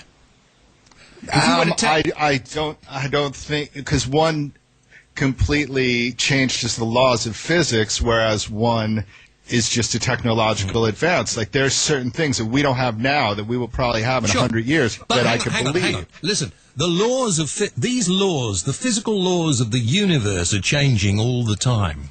All right? Nanotechnology is now beginning to show that what we thought was a three-dimensional world may well be 11, 15, 20 dimensions. They're not sure yet. What they're experimenting with the, I can't remember the name of this machine that they've got dug under Switzerland at the moment, the Hadron something or other, where they're going to see how fast they can, I don't know what they're going to do, the next thing on from splitting the atom, isn't it? Well, they're trying to basically research string theory, which is to prove that gravity is not a fixed molecule, and therefore you can find it within any atom, which will prove the existence of other dimensions within our space. Sure. The interesting thing that they've had to do, Steve, as well, before they carried out this experiment, which at the moment is going on, and they haven't reached any conclusions yet, as far as I understand it, or they haven't made any public, is that they had to carry out a feasibility study because certain scientists thought that if this experiment went wrong, the entire world could implode on itself. Now, you think perhaps that this is the work of science fiction. It may well, who knows? What I'm trying to suggest is that because science says something today, in 100 years' time, we might know something completely different. Well, and that's certainly true, and I'm totally not denying that science may prove that certain people have superpowers, but I mean, I don't even understand what a superpower would be if you couldn't use it at will. I mean, that's not really a superpower. That's just a random event. Hang on. Let's talk. Well, we have become over-sophisticated in many ways. There's no doubt that what we used to call a seeing eye, a third sense or something like that, extrasensory perception. There's no doubt in my mind that this exists. Now, it's something that most of us can't do. Some people can do it very well. Animals can do it. Animals actually have a way of communicating that is not verbal, which we have lost, which I believe we probably were able to use maybe, I don't know, 1,000 years ago, something, a couple of thousand years ago, I don't know. But there are things that we are unable to explain. And things that we suddenly think, well, we can, you know, if we can't prove it, it doesn't happen. I don't believe that. I think that's the mark of a very closed mind. No, but I think there are many things that are proven, that are unproven, that we say it happens. There are many things that science freely admits that it can't explain. I mean, otherwise science would just hang up. They'd say, we're done. You know, we've explained everything. Sure, you know, but hang on. Science thinks it explains some things perfectly rationally today that in 50 years, 10 years even, may not be explained. Great scientists of the day used to think that the world was flat. And people believe them. Well, that's what's great about scientists. Science is about proving things wrong. Okay, it's about proving yourself wrong. It's about accepting a belief. Yeah, but that's right. I agree with you. And in the future, things... And Uri isn't the only person who can do these daft things. There are people all over the world who can do different things like this. Uri just happened to capitalize on it. And good luck to him. But... You know, there are in the future scientists who will be able to say, hey, this is how you know, some people are able to do these things. You could do this if you knew how to use a certain power in your mind that some of us have unfortunately forgotten or never knew how to use it. And these things, I believe, in the future will be proved. People will do all sorts of things in the future that they can't do now. There's only a minute part of your brain that people know about. No, and I agree. But like when I see what I consider a superpower, it's like when you watch a guy like Michael Jordan when he was playing basketball. He played basketball better than anyone else on that court, and he had something. Now, it could probably be explained by science, but he was some kind of superhuman in that sense because no one else could do what he could do. But I don't know that qualifies as a so-called superpower. Listen, we don't know what's going to be proven, what's going to be disproven in the future. The exciting thing, surely, Steve, is that the world is radically changing. It's yes. And we're living in a part. That's why I get really extremely pissed off with these people who go on about, oh, global warming, we're going to have to stop it. You know, there's no such, first of all, there's no such thing as global warming. It's climate change. Climate change will always happen. And at this particular moment in time, we are witnessing certain things that change in the climate. If you went back to Roman times, the climate on the planet was totally different to the way it is now. In Tudor times here in Britain, we had a very, very cold climate. Back in Roman times, it was a very warm time. Do you know, these things will always change, and we're actually going through this sort of thing. Go on. That's true, but I don't think both those facts totally rubbish the idea that climate change now may be caused by CO2 emissions, and the scientific models made at least seem to make sense to me.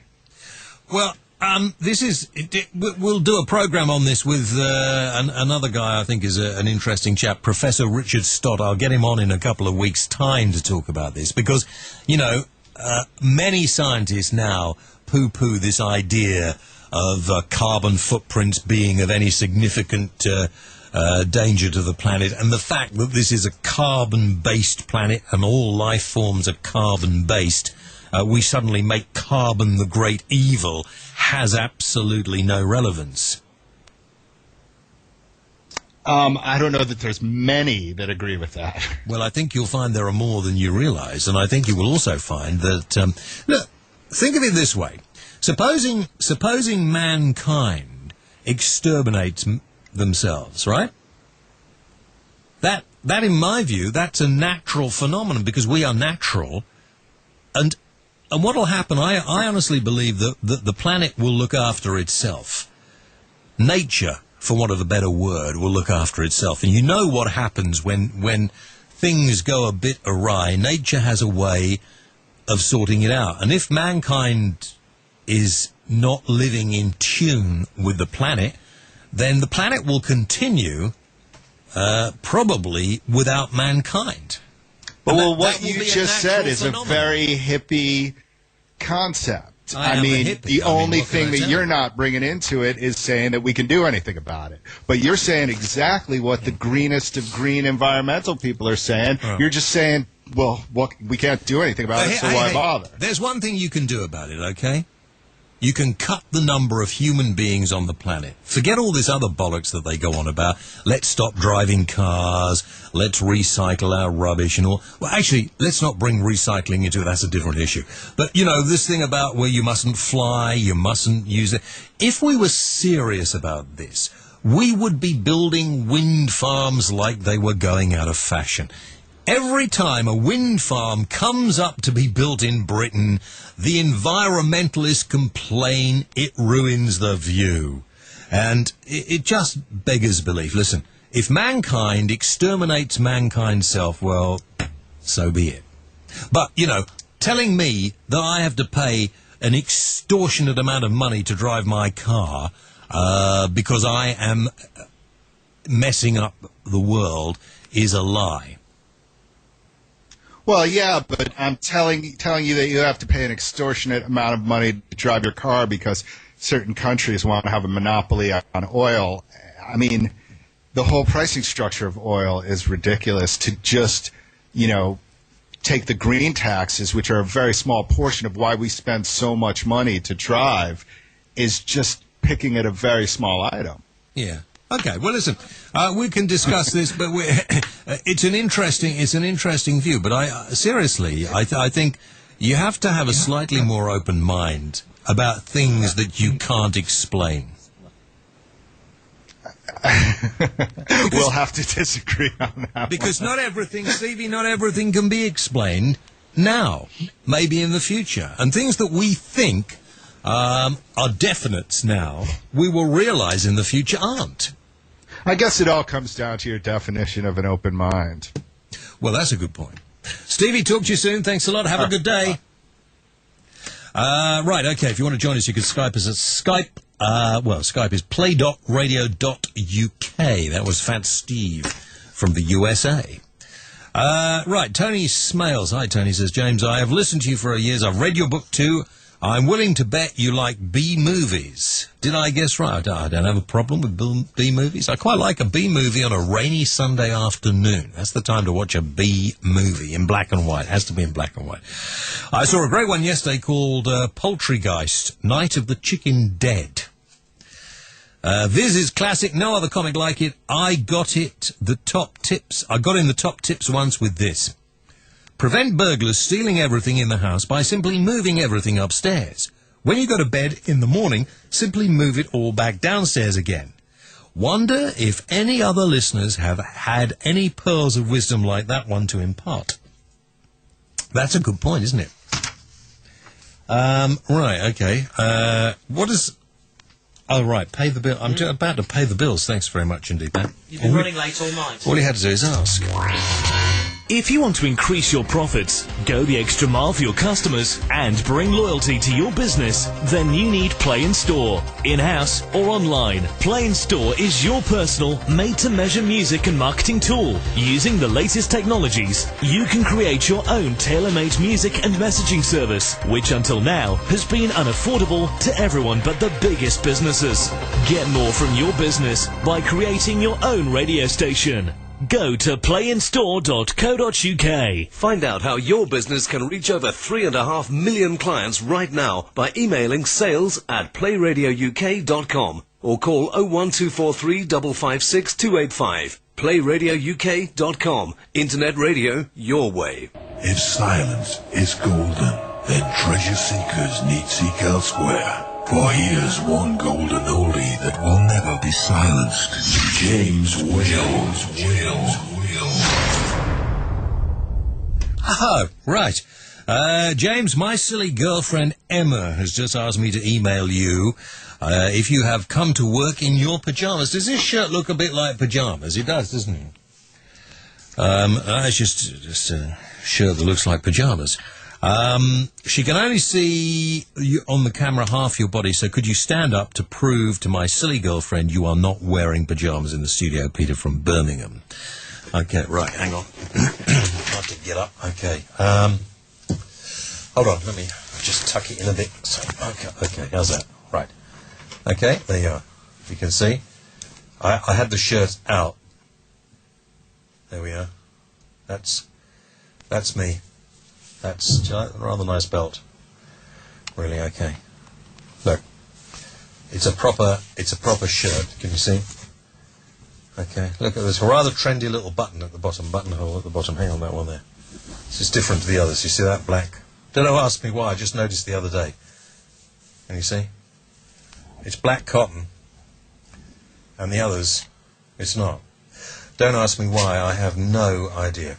Absolutely no idea. So no, I'm not wearing my pyjamas, and that's not a watch. Those are my bracelets. That's my watch. Okay. Now, have we got that out of the way? Let's continue on. What is Matt doing in the other studio? What on earth are you doing, Matt? Really, rather ridiculous. This is from Tony as well, who's email mad tonight. He says, at the end of the day, journalists sell papers, so they just count court controversy. Sad but true. If one gets away with the rest want to piece the action. Scum-sucking creeps for sure. I don't suppose that's going to change. Some say there's no such thing as bad publicity, but it makes you wonder. Thank you, Tony. The news last Thursday across all radio channels had a single sentence about the EU treaty that had been officially ratified. Does this mean the Queen has now signed it? If so, we're stuffed. Malcolm from Harefield. I don't think it has been ratified at all. I was away, I didn't hear it. Prince Philip would like to come back. Thanks very much indeed. Even I can't be bothered with that. James, there's some weight to the theory that coincidences have meaning. The psychologist Carl Jung and the writer Arthur Koester did some work on actual coincidence. They referred to it as synchronicity. The last two albums by The Police referred to these writers. Ian in Hertfordshire. Synchronicity. It's one of Uri's favourite sayings. Synchronicity, James, it's synchronicity. Sizemorg, who Skyped me. Hi, Sizemorg, how's it doing? Hello, James. How are you doing? I'm very good. We're not having really good quality Skype calls tonight for some reason. Fat Steve's was perfect, proving that if you've got your computer sorted and you've got your bandwidth right. You're right. You are right, Matt. Fat Steve's was perfect. Sizemorg, let's see how yours is. He's gone now completely. Let me try calling him back. Never mind. Let's take some normal phone calls. The number, if you want to ring, come on the air tonight. It is 01243 55 60 60. Louis Theroux still on for after 10? I'm going to phone him in a minute. Good. Okay. James, what else we got here? I've got Sizemore back now. You got Sizemore back? All right, let's try. Hello there. Hello, James. That's better. Good, good. I was calling. Thank you for phoning me back, by the way. That's all right. Well, just... That sounds like the microphone. Yeah. That sounds like the microphone cord or something. Yeah, you've got something caught on your microphone cord. Really? I don't know. Ring him back, have a chat. Sorry about that, Sizemore. It's just it's unusable. All right. It is unusable. Sorry. Richard Hardinott. Richard Hardinott. There's a name to play with. I've listened to a few Wi-Fi internet radios. The best sounding one I have heard is the Acoustic Energy AE. It's not a big one. Well, nothing has to be big to be good, you know. But it gives out a fantastic sound. Also, it scans your PC and can play all the MP3 WMVs and real format files. I bought a new one on eBay for £69. Richard in Cleveley's in Lancashire. That's not bad, is it? Okay. No, that's good. The Acoustic Energy. Have you heard of that one? I haven't, no. Well, I know the brand Acoustic Energy, and they're actually very, very good quality. All right, okay. I didn't realise they did an internet radio. Yeah. Stuart Porteous says, great to hear you back giving your true opinions. I was missing your opinions on the government. Stuart from Aberdeen. What can we say about... I'll tell you what, listen, a little view on the government I had, which I did on my blog. If you haven't heard my blog, if you go to my website, jameswhaleradio.com, you can hear my thoughts of Chairman Whale every day. Hang on, just before we go any further. The James Whale Radio Show, you are on the air. Hello? James, hi, it's Gary from Catford. Gary from Catford. How you doing, my friend? Very good. I haven't been to Catford for years, Gary. You often drive through, you said before. Way through, so... Yeah, well, yes, when I used to work in the other place I used to, yeah. Oh, right. I always get Catford and Lewisham mixed up. They're very close. Well, that's because Lewisham Hospital and Lewisham Theatre are actually in Catford. Yes, it's very confusing, isn't it? It could be quite confusing. How on earth can people find anywhere never mind. And Maidstone and Maidenhead are completely mixed up by the TomTom sat-nav, and I keep I keep meaning to, every time I'm heading towards Maidstone in Kent, it says, and you are whatever from Maidenhead, and vice versa. I can also imagine it gets probably confused by Tunbridge and Tunbridge Wells. That's a possibility too, because they're next doors. They're quite close to each other as well. Yeah. I didn't ring you for a chat about place names. Oh, Gary, what a shame. I was enjoying that. Yeah, but carry on. Okay, Gary, yeah. I rang because I heard you mentioning that you said there are things in this world that can't be explained. Well, yes. And your kind of theory behind that was, you know, if I can't explain them, then there must be something else out there, and I want to know what it is, and I accept there are things out there. Everything changes. Everything changes. So science changes. That's what I'm trying to explain. I must be explaining myself really badly, Ty. But okay, yeah, go on. Well, no, it's just, you know, and the other thing you mentioned is that you think anyone who goes to church must hate your show. And I have to say that's wrong. I do, and I don't hate your show. But you go to church, but that doesn't mean you are a raving religious nutcase, does it? No, absolutely true. I hope not. I mean, if your son turned to you and said, Dad, I'm gay, you wouldn't kick him out, would you? No. Or would you? No. Are you sure? Well, I don't have a son, so I can't tell you for definitely whether I would. And I said I hope I wouldn't. If you had a son. I said if. I don't. I can't tell you how I can tell you how I think I would react, but I can't tell you how I would react. Yeah, my brother, all right, who I have a good relationship with, he's a born-again Christian. We occasionally talk about religion, but not very often. But he's a nice bloke. Good. He's got a nice family.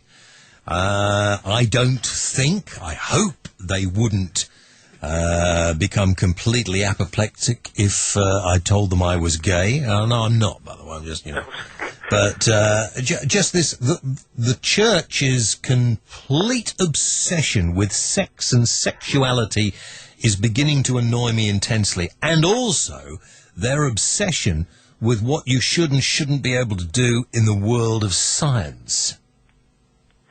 I think the thing is that the church is such a wide word to use. If you don't mind me saying, I think that to say the church is such a, I can't think of the word that I need to use to say it, but I think, you're saying the church as if there is one person who decides what happens in the church, as if the Pope speaks for all Catholics. And you're a Baptist, right? Kind of, yes. Yeah, there we are. You see, I know, just from talking to them. And that's okay, because I think, No, I don't. I'm saying, what I'm saying is that it's fine for you to believe what you believe, and I don't know whether it is a virus of your mind that gives people these. No, seriously, there's something that gives some people this completely unbounded faith in something. But I don't believe it is some kind of being who sits up there with a beard. I just don't believe it. Now, it may well have been somebody... I'll be honest with you, I don't think he's got a beard either, James. But I don't think he's a he.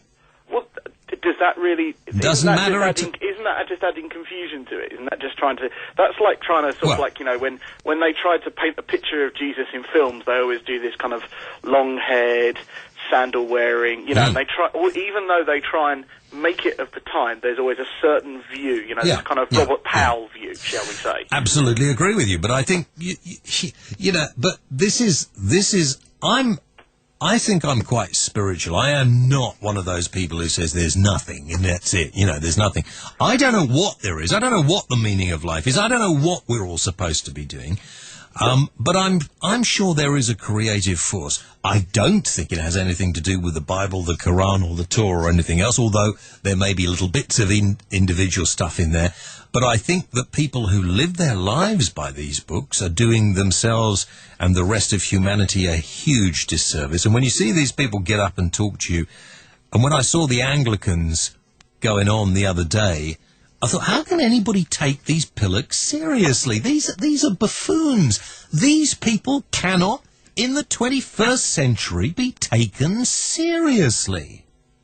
I disagree, obviously, with, I know you do. With your point of view. I think you talk about a world that's changing. You talk about a world that's crying out for answers. I think Christianity gives it to you. I think personally there are answers in that, and I think people are looking for more because they're unhappy with their ways of life. They're unhappy about what's going on around them, and they're unhappy. Hang on. You talk about global warming. Yeah, but listen, hang on a minute. Okay, but most of the things that are making people unhappy are man-made things that have been created by people who have become powerful, whether by democratic means or not. And this is the problem, okay? That most of these people, by the way, who become powerful purport to be religious as well. And this is a problem. If religion had anything decent about it at all, it would have given itself up years ago, and mankind would have been able to live peacefully in harmony together. Because whatever you say, and people, it's too trite to blame religion. But bollocks, it's not, because most of the world is fighting because of their religious differences. And when there is so much upset and so much nastiness, so many people suffering so badly, what are you all arguing about? Which hole somebody sticks it in? I think you're confusing, again, your point there that the church is obsessed with sex is a view, again, that I think you've gained from the media and from your conversations and not through experience. Now, hang on. I mix with a lot of religious people. It's one of my favourite topics, and I meet these people the whole time. And I interview as many as will, come anywhere near me. But there's no doubt that this is an obsession. And I can prove it quite easily, because anybody I ever get on, I will sometime bring the conversation round to sex, and you can see the hackles on the back of their necks stand up. I can't really come back on all your points because you've made so many comments that I need to go away and think about and come back to you on. But I think let's just talk about the sex one. I mean, the sex one has why has religion got a problem with sex? Why don't you get on and think about more important things? Why don't you? Why did they have this huge conference? I can't answer that. I mean, I can't answer on behalf of this church that you say. But you must hang on. You must have prayed about these things because that's what you guys do. Have you not had any answers? Well, I think my answers are in what I believe, in that I believe I will wait for the right person and I would have sex with her when I got married. But supposing you fall in love with a guy. Somebody of the same sex. Well, that would be a guy. Somebody of the same sex. Would you? I mean, I've known people who've said they would rather die than fall in love with somebody of the same sex. I interviewed one guy who probably still runs. Is it Revelation TV? Who said if he found out one of his kids was gay, he'd kill himself. As I said, I don't know how I would feel if that actually kind of was faced with me. I'd like to think that I would react rationally, and I wouldn't do something as irrational as kicking someone out, or, I know in some faiths it's, you shun them and things like that. I don't know. I can't answer that, because that's never happened to me. I can only answer you hypothetically, and hypothetically I would not do that. What, Matt? Matt wants to interject. Hang on, I don't understand is not everybody's religious, but everyone accepts religion. Not everybody's gay, so why doesn't everybody just accept that people are? Well, not everybody accepts religion. I mean, religion is an intrusion into democracy. Plus, I think also people say that religion is kind of a word that people use as kind of a way of saying, rules and regulations, religion, you know, a set of things you have to do each day or each morning or things like that. There's a big difference. I don't call myself religious. I mean, you know, in certain countries, Christian and Muslim, they will put to death people because of their sexuality. And this is in the 21st century. I don't agree with that. I'm bloody glad you don't agree with that. I just thought I'd say. You know, I'm glad you did say. Anyone was listening. Yeah, I'm glad you did say that. But yeah, this whole business of not inviting this poor gay bishop to the Conference of Bishops just made them look complete and utter fools. What do you mean? Well, no, because you know, if that is where they have based their religion, is that what they've based their faith on? If they have said that we will do that, then there's a point of saying standing by that. It's sending out a message and saying if we are going to say that, you know, although we are not accepting, although we are saying it is acceptable for, you know, if you are gay, we are not going to turn our back on you, there's also a point in saying, well, therefore, we're not going to allow you to be bishops because you are therefore then preaching on behalf of us, and therefore you're not agreeing with our morals and our set of values, and therefore it would be not good for us to say, we agree with you. I'm not saying we... But hang on. You're basing all these views on writings from years ago that really cannot actually be... I'm just going to pay the bills here. Writings that can't really be attributed to anybody in particular. And the kindest thing I can say about this is perhaps that somebody who said, look, you know, these books, call it the Bible or whatever you want to call it, were written at a time for people of that time. And you cannot live by rules and regulations set in a book. You can't live by somebody's view. Well, the Bible isn't a set of rules, James. Well, what is it then? It's a collection of books written on a wide range of things. Yeah, but it's not at all. It's a collection of books that somebody thought that you should see with loads left out. Have you ever heard of the Gnostic Gospels? Oh, no, sure. I appreciate, James, that there are many elements of the Bible which they are interpretations, you know, and there are many different... And how do you know, as an English speaker, and I presume you don't speak sort of any of Middle Eastern languages that the Bible would have been written in, how do you know that when they were translated properly? They probably because I've weren't. listened to people who have researched these things, and I've researched them myself to know that there are 30 words, you know, for the one English word, or that, you know, in certain passages of the Bible where it talks about God's love, actually the Greek or the Aramaic is far more intense in its wording, but there's no English word for it. Yeah, but that's because that's how people spoke, and that's how people wrote in those days. They don't today. So when they say a certain phrase all those years ago, it actually could be taken very differently today. When they, you know... I find it very, very worrying that people can actually believe words written so long ago and live their lives and get very upset when people disagree with them. I think religion... There are those people out there, and I think, I think I'm fairly open to listening. I mean, you know, these... I'll call it conspiracy theories to sort of give it a broader brush, but let's call it science. Let's call it, you know.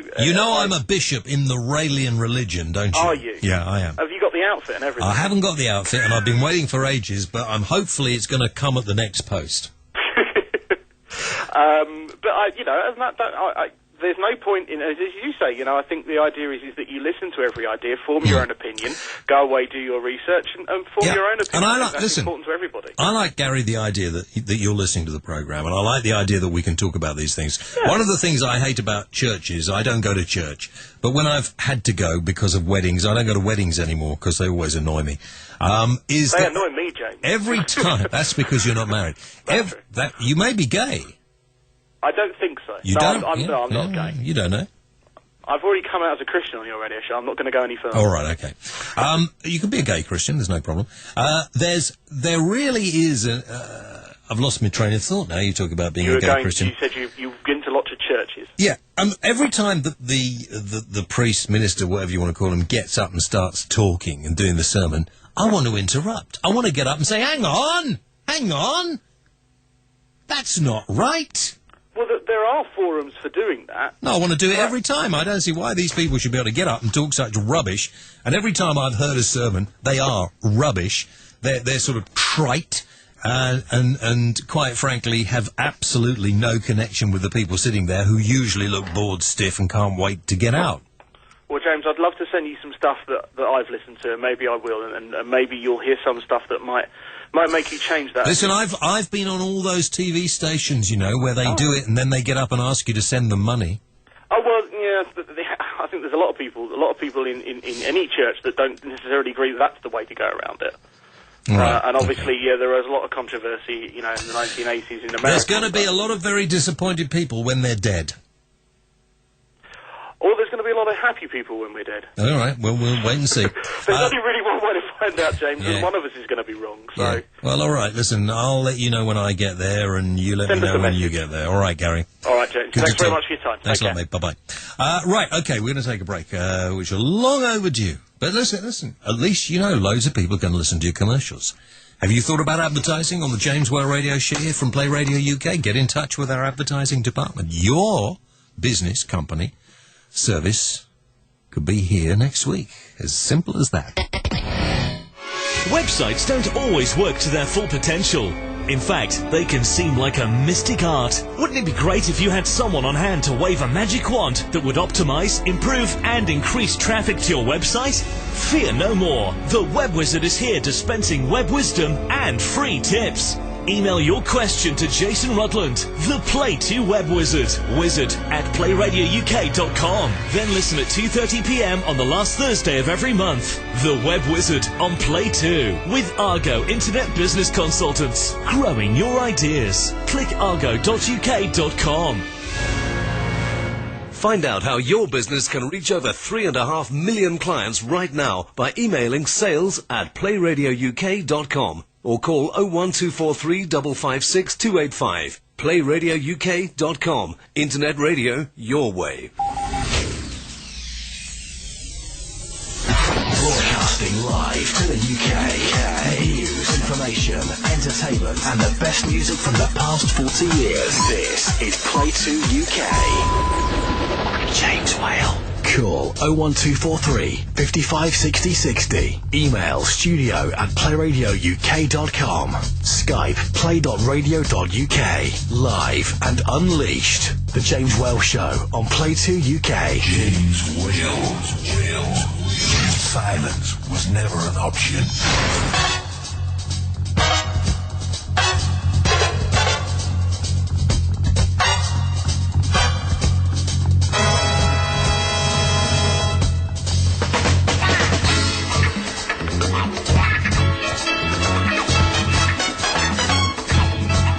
Okay, welcome back. The James Well Radio Show, over halfway through.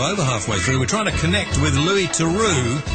Having a little problem at the moment. Hopefully we will sort that out. Tony Guest in Erdington in Birmingham. You're absolutely right. Give my love to Parry in Brazil next time you're talking to him.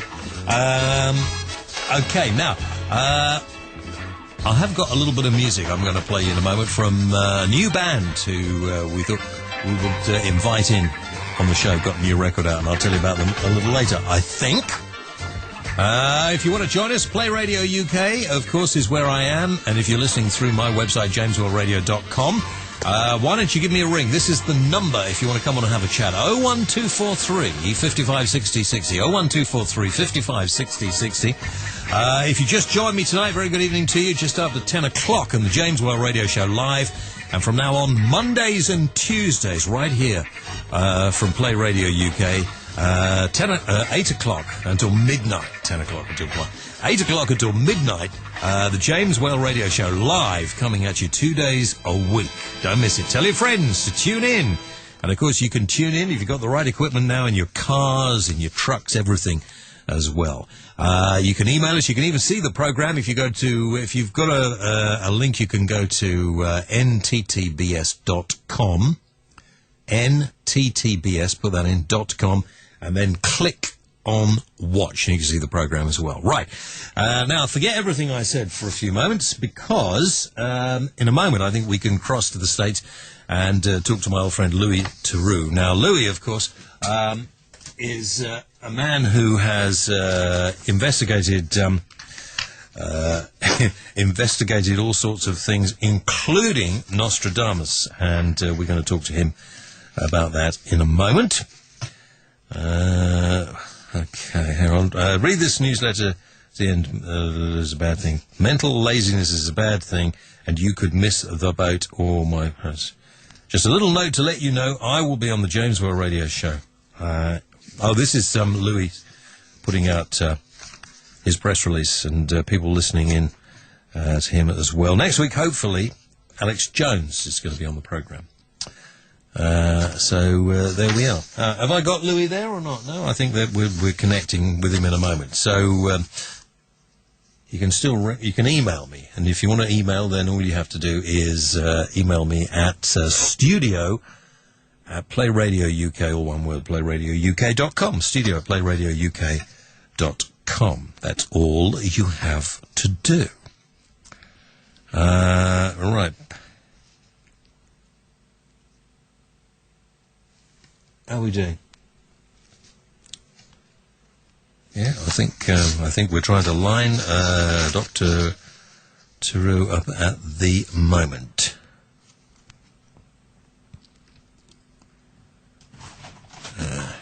How are we doing? Have him on the line. Fantastic. Louis, good evening to you. Good evening to you, Mr. James. How are you? Long time no talk. A long time no talk. You're a difficult man to find and get in touch with. Yes, a little bit. How are you, my friend, anyway? I am just totally swamped with work. My newsletters, my new book's going to come out soon. Doing just fantastic. Well, listen, it's good to have you on the program, and I'm looking at your picture here. I've been reading your newsletter as well. Okay. Talking about your new improved 2009 moon power.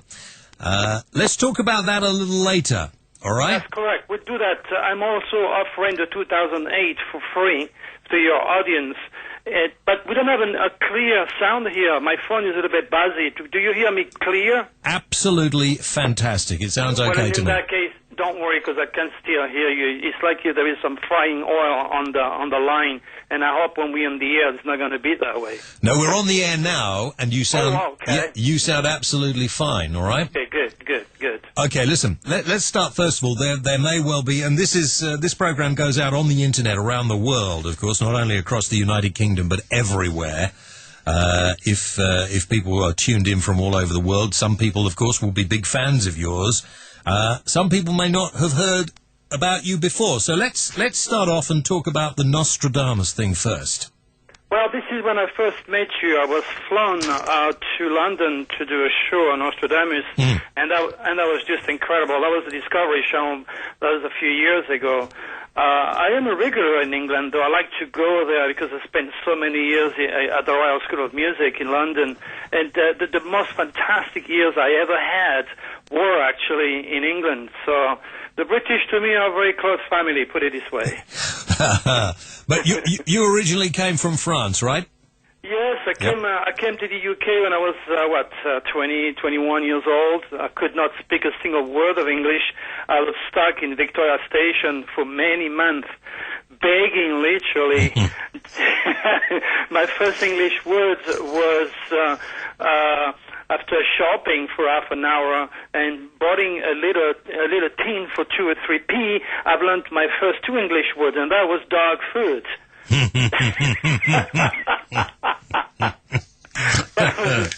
Terrible. Okay, listen. Let's jump forward then. You decided that you would investigate Nostradamus, which you did, and you came out with some very interesting facts, did you not? Indeed. indeed. As a matter of fact, I am also on Coast to Coast on a regular radio station with Art Bell and George Norrie. And I get very specific dates for earthquake. Not long ago, I was on another radio station from London, and the person, wanted to have a full proof of my ability in predictive astrology. So he asked me for the next earthquake, and again, I gave him the exact date of an earthquake that would be above 7.0.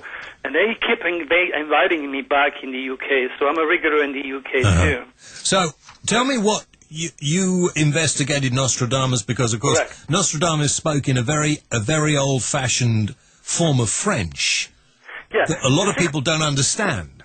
Well, it is the 16th century French. Doesn't sound at all like the French we have nowadays. Actually, the Canadian who massacred their French accent are the closest one to what is left of the 16th century Nostradamus sound. But I was more interested in his methodology, in understanding the universal codes, in reading the stars, so to speak, which has nothing to do with the modern astrology, jargonized type of astrology that you read on your newspaper horoscope. Or what I do is very, very real. It's very scientific. There is nothing psychic about my work. As a matter of fact, I just finished a course, and I had students that flew from London, incidentally. They're probably listening to the show right now. But what I'm trying to say is I had my last course on Nostradamus teaching in Sedona here in Arizona, and my next one will be in Hawaii for my birthday next February. But anybody can learn this methodology, because I even designed a software with Alan Software in Los Angeles that allows me to really tune in the stars as Nostradamus used to do. And it's so very simple. Anyone can do it. Does Nostradamus actually set out the whole plan for the world from beginning to end, or from when Nostradamus was around until the end of time? But again, I'm not a supporter of the apocalyptic time of what many so-called Nostradamus predictor or translator would do. In order to really translate the great prophet works, one has to speak the local dialect, not to forget a bit of Greek and Italian, not to forget also to handle his divine astrology methodology, which is totally unique and has nothing to do with what is left of the modernized, jargonized modern astrology. Yeah. So what he was saying is that if you do not understand universal code, if you don't follow the stars, which is the only way God's going to speak to us, then you are going to pay the price of ignorance. So, and it's pretty much what it is. I was talking about my views on religion, and I don't have particularly good views on religion earlier. Now, I believe there is I believe there's a God figure, a super being, if you like, that controls the planet. I think that you and I are probably on the same wavelength here. Religion seems to have taken this and obscured the reality in some way. Well, James, I called the Church Inc. the most manipulators, monopolizing forces that destroy the human spirit more than ever. And I also predicted many years ago that the Pope would work really hard trying to save Christianity. But the new age of Aquarius is already kicking in. The age of Aquarius regulates anything to do with the reality of extraterrestrial, supreme advanced technology, the understanding of God's will through the stars by building cosmic consciousness. So your God and my God is pretty much the same. But, everywhere you go in this world, wherever you were born, you're already into the energy of whatever religion you've been forced to be poisoned with. I was born in France, so like you, I was born a Christian, but by free will, I am not a Christian. But that is what people have accepted, because for centuries it's been pushed down your throat. But when you look at it, would you follow Allah, Buddha, or Jesus? At the end, you're going to be killing each other because your philosophy is very different. While if everybody was educated in the true language of the gods, which means reading and understanding the stars, there would be no differences. Imagine 1 second, just 1 second, James, if in any airport in the world, in order for the pilot to land his airplane, he would have to speak one of the thousands of religions out there. It would be practically impossible. So as Aquarius, or the energy of Uranus, rules universal love, universal understanding, and universal rules, everybody speaks English, which is the accepted language so that everybody understands the same language. So if a Christian or Muslims or anybody has a different learning and teaching abilities, you will never be able to land on that airport. And this is where we are aiming in that globalness, in that one universal thought, one universal government. We're aiming towards the age of Aquarius, which is promising to stop separation because you believe in different things. But instead, realize that if you're an Aquarius, if you're a Libra, if you're a Gemini, if you're a Leo, whatever it is, you are already under a pattern, regardless where you are sitting in the world, what you believe, and how you behave. Your stars are set to bring that identity so everybody will speak and understand each other. And only then love and respect and peace will be possible on this world. Do you think peace will ever be possible on this world, Louis, or not? James, ignorance is evil. Knowledge is power. The more you educate people, the more power to us. But when you have organizations like we have in this crazy United States with the Mormons, or in the Middle East, where children, like Hitler used to do, train those kids to hate people from the West, and to hate the British, to hate the American, to hate the French because they are infidel. When you start to pump this to those children at such a very early age, you already poison the psyche, and they grow up with war in their blood to start with. So there is a full restructure on education that has to be done, and this is why I'm working so hard to build up my astropsychology schools, so the children of tomorrow can be educated to understand their universality instead of their religious doctrines. Do you think, I mean, I was reading your newsletter, and I'll give people links to how they can get a free copy of your book and how they can get your newsletter when we finish, Louis. But look, for the moment I was reading it, and I was interested to see that you actually believe that maybe, is it this year, that we will have extraordinary things happening from outer space, that UFOs and maybe stuff like that? Exactly. Can you tell me a bit about that? Well, just only 3 days ago, I'm sure you heard of Larry King. Yeah. He had 3 top naval officers there that was with videos, listen to this, and they was just released to the media where nuclear explosion or nuclear devices were literally blown up off the sky by extraterrestrial and like flying saucers. You know, when I said to be ready for extraordinarily natural disaster, when I give the exact date of the Asia tsunami, and on the air here every single date of the hurricanes and everything else for that matter, it's again. It's a reality. We are moving towards the extraordinary, towards the year 2012. I call it the Golden Gate. Let's hang on, Louis. Let's just explain that now. Why it's the end of the Mayan calendar in 2012. Mm-hmm. Britain gets the Olympics, by the way, in 2012. Not that I particularly think we want it, but there we are. Good. Some people think the world will end in 2012. What do you think? James, when I was in California, I got so many emails and so many people calling me, Dr. Terry, the year 2000 is coming, we're all going to go into the ocean. I says, no, tomorrow will be just fine. Then comes the Y2K. Oh, Dr. Terry, everything's going to go berserk with all the computers tomorrow. No.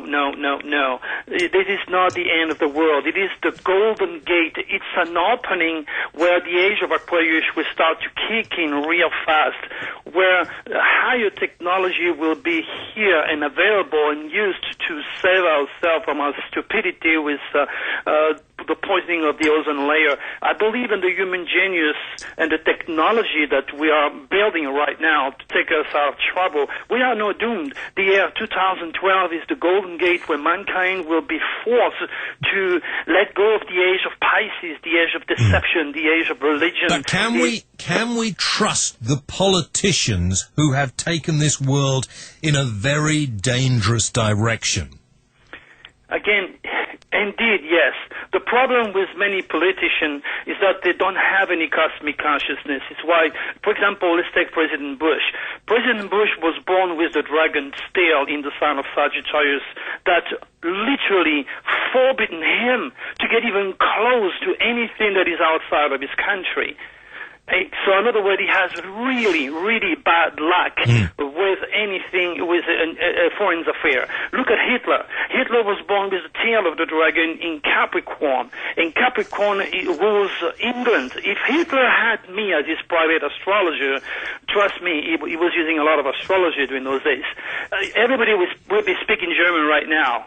Do you know why? Because the tail of the dragon in his chart is right above England. So I would have counseled him, let go of what you're doing in Russia, let go of everything you're doing in Africa, concentrate all your energy on the British, because this is where the end is coming from. But luckily for me, I was not born. That's to tell you, if politicians had cosmic consciousness, they would know what's ahead of them.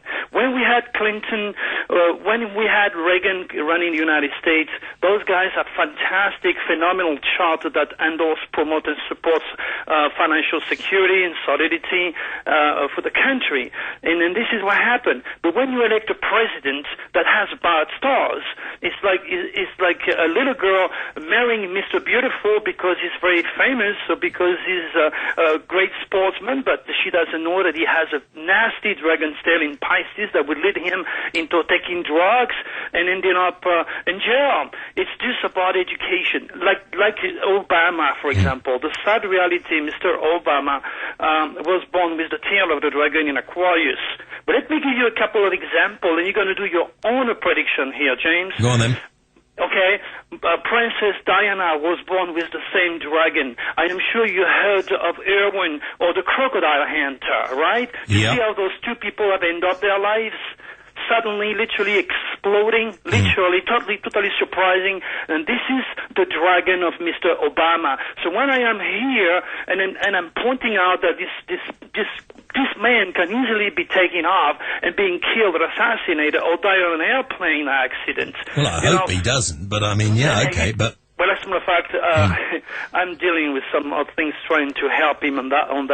But people have to listen. They don't listen. Most of the time when I predict something and it happened or people scratch their big head, oh my gosh, he was right again. But when will come the time that people understand that they can use it, they can use the power. This is the only way God speaks to us. God created the stars in the heavens not just for the sake of beauty. He gave it to us for interpretation so that we may lead a more productive and a more safe life. But people don't get it just yet. And I've been fighting, James, for years trying to bring this cosmic consciousness to the world. Right. And I'm making progress, but still it's very hard. Let's give a few predictions, or let you give a few predictions maybe for the next few months. I mean, we're like... Well, I'm going to give you one which is going to be very close, okay? The first one I'm going to give you, today we are the 22nd, yep. Okay? Yeah. Well, July 22nd, so let me look on my calendar here. July 22nd, so we're going to go to let's say to the 29th and the 30th of July, which is next door. Okay. Okay? This is going to be the beginning and ending of important phases of life for thousands of people that will be forced to relocate because of natural disaster. I'm going to push you one full month ahead of time now for the bad earthquake on the 14th or the 15th during this timing here. Expect a nasty earthquake on the ring of fire, like would be Japan, or maybe very surprising negative news. This is what I'm giving you, and you have a few days and you have 1 month to check me up. And then when things happen, because I've done it over and over and over again, and it's already in my books, and if your listeners download this book, they will have those dates and my prediction in the book. Then maybe you'll trust me a little bit more. Well, I think that people should listen to you. They listen to bishops. They listen to ayatollahs. And then I see no reason why they shouldn't listen to Dr. Louis Theroux. But you see, James, sorry about that. Let me insert that I'm not teaching hate. No. I understand that you are giving people hope for the future. Now, this is what I was going to ask you. In Britain, as in the United States at the moment, people are suffering. You know, the banks have messed up a lot of people's lives. And a lot of people are hurting a lot, and they're wondering whether there's ever going to be any kind of hope for the future. Indeed.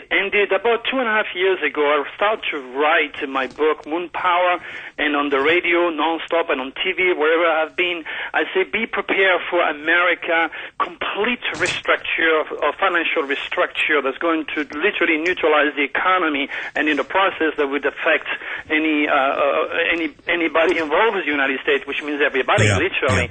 So this tail of the dragon affecting the second house of money of America started to hit her since last December, seriously. We are now at the lowest of the lowest of the lowest. It's going to take one more year for this nasty dragon's tail to be removed from the financial aspect of the United States, and in the process, everyone else will start to benefit.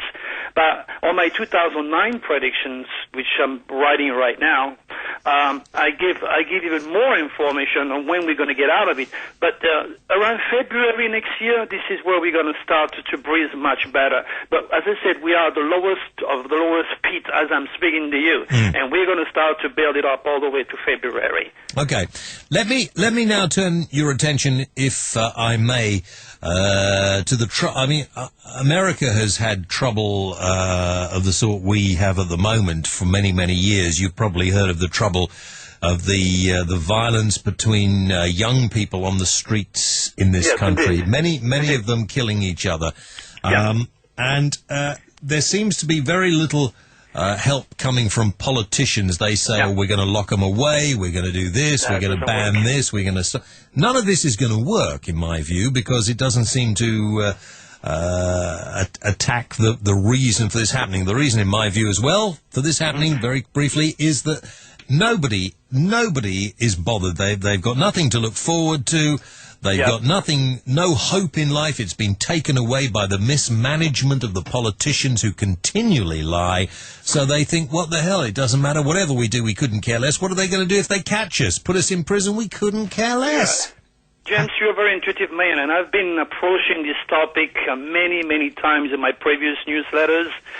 What happened is this generation is called, in one of my books, called The Power of the Dragon, the Death Wish generation. They were born with Pluto, the most intense, the most powerful planet, which of course has been dismissed by a bunch of mental snob morons somewhere in Europe, and the side of the planet was a dwarf planet. The only thing dwarfs is their brain. But anyway, what I'm trying to tell you here, this generation born with Pluto in Scorpio are natural killers, so to speak. They regenerate with drama, they regenerate with sex, they regenerate with punishing each other, and they do not understand, because they cannot apply their will, what's going on in the depth of their soul, so to speak. So they are robots of the stars. It's like if you don't have any cosmic consciousness and you're not trained to apply your will, you are going to be nothing less than a robot. So I call this generation the Death Wish generation, and so much of these children could do so much better for themselves if they knew what was going on inside of themselves. But when you have the teachers themselves who are totally uneducated on the power of the universal rules affecting their psyche themselves, how can they teach the children if they are ignorant themselves? This is why I'm teaching that I'm building a group of teachers, and hopefully when my school gets built and this nightmare will stop. It's all a matter of education. As I always say to my students, ignorance is evil. Those children have so much power, but no way to regenerate. The government doesn't care. They are mostly interested, motivated by greed and power. Okay, and the educational field is not there to endorse and promote them. It's like NASA wasted billions of dollars because those guys wants to make a little robot to go on Mars. Who the hell wants to go on Mars?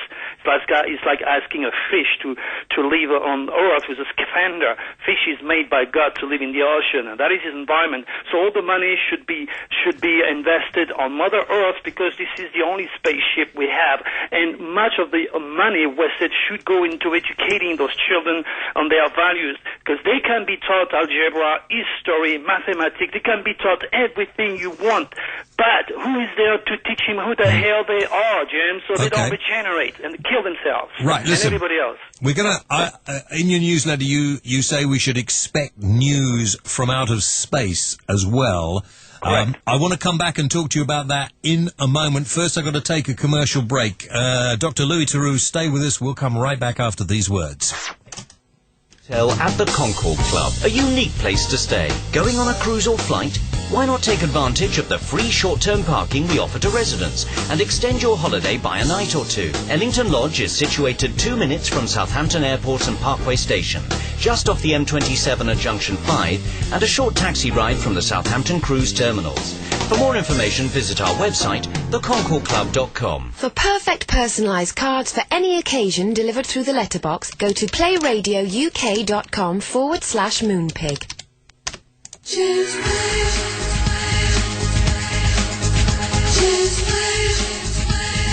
Okay, welcome back. I want to say hello to Marjorie, who's listening via her new internet radio, and she said it's the best experience she's had for a long, long time. Good old Marjorie. Turn the bass up. Yeah, turn the bass up, and you'll really enjoy it. Right, I'm speaking with the very interesting, I think, and very unusual Dr. Louis Theroux, live from Arizona. Louis, good evening to you. Welcome back to the James Whale Radio Show. It's afternoon where you are.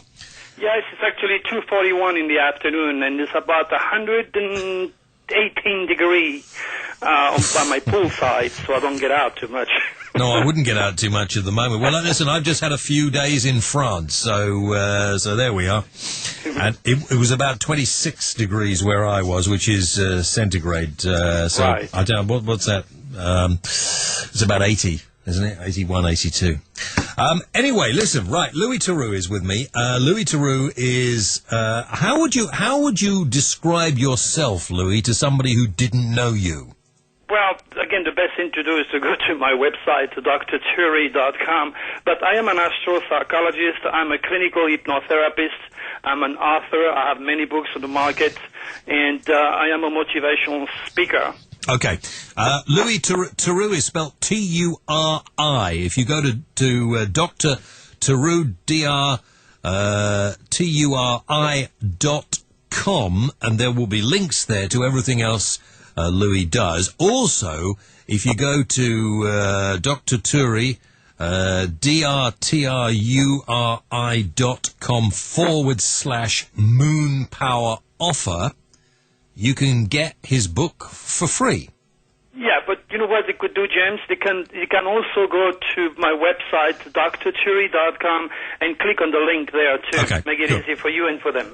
Right, let's talk about news from outer space, which interests a lot of people. Now, you just said you thought NASA had been wasting enormous amounts of money. A lot of people think that maybe mankind once used to inhabit Mars. You don't believe that, do you? No, it's insane. It's insane to believe this. What people don't understand is those mental snobs manage to grasp a position in power. They don't want to work at McDonald's.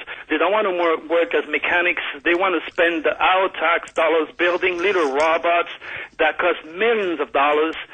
Just imagine this place is 95% carbon dioxide. It can get extremely cold and extremely hot, and there is millions of miles just to get there. This is insane. I don't understand why people do not spend time and money on Mother Earth.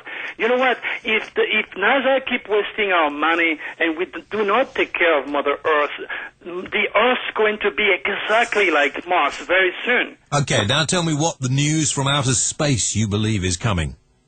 Well, the date that I gave you, you're going to hear some news out of space. It could be anything. It could be anything from extraterrestrials again. It could be some celestial bodies that, of course, science discover. Like Christopher Columbus discovered America. America has always been there. Christopher Columbus didn't discover anything, and the scientists are constantly discovering new planets, knowing that you've had billions of planets. My gosh, how smart these people are! It's ridiculous.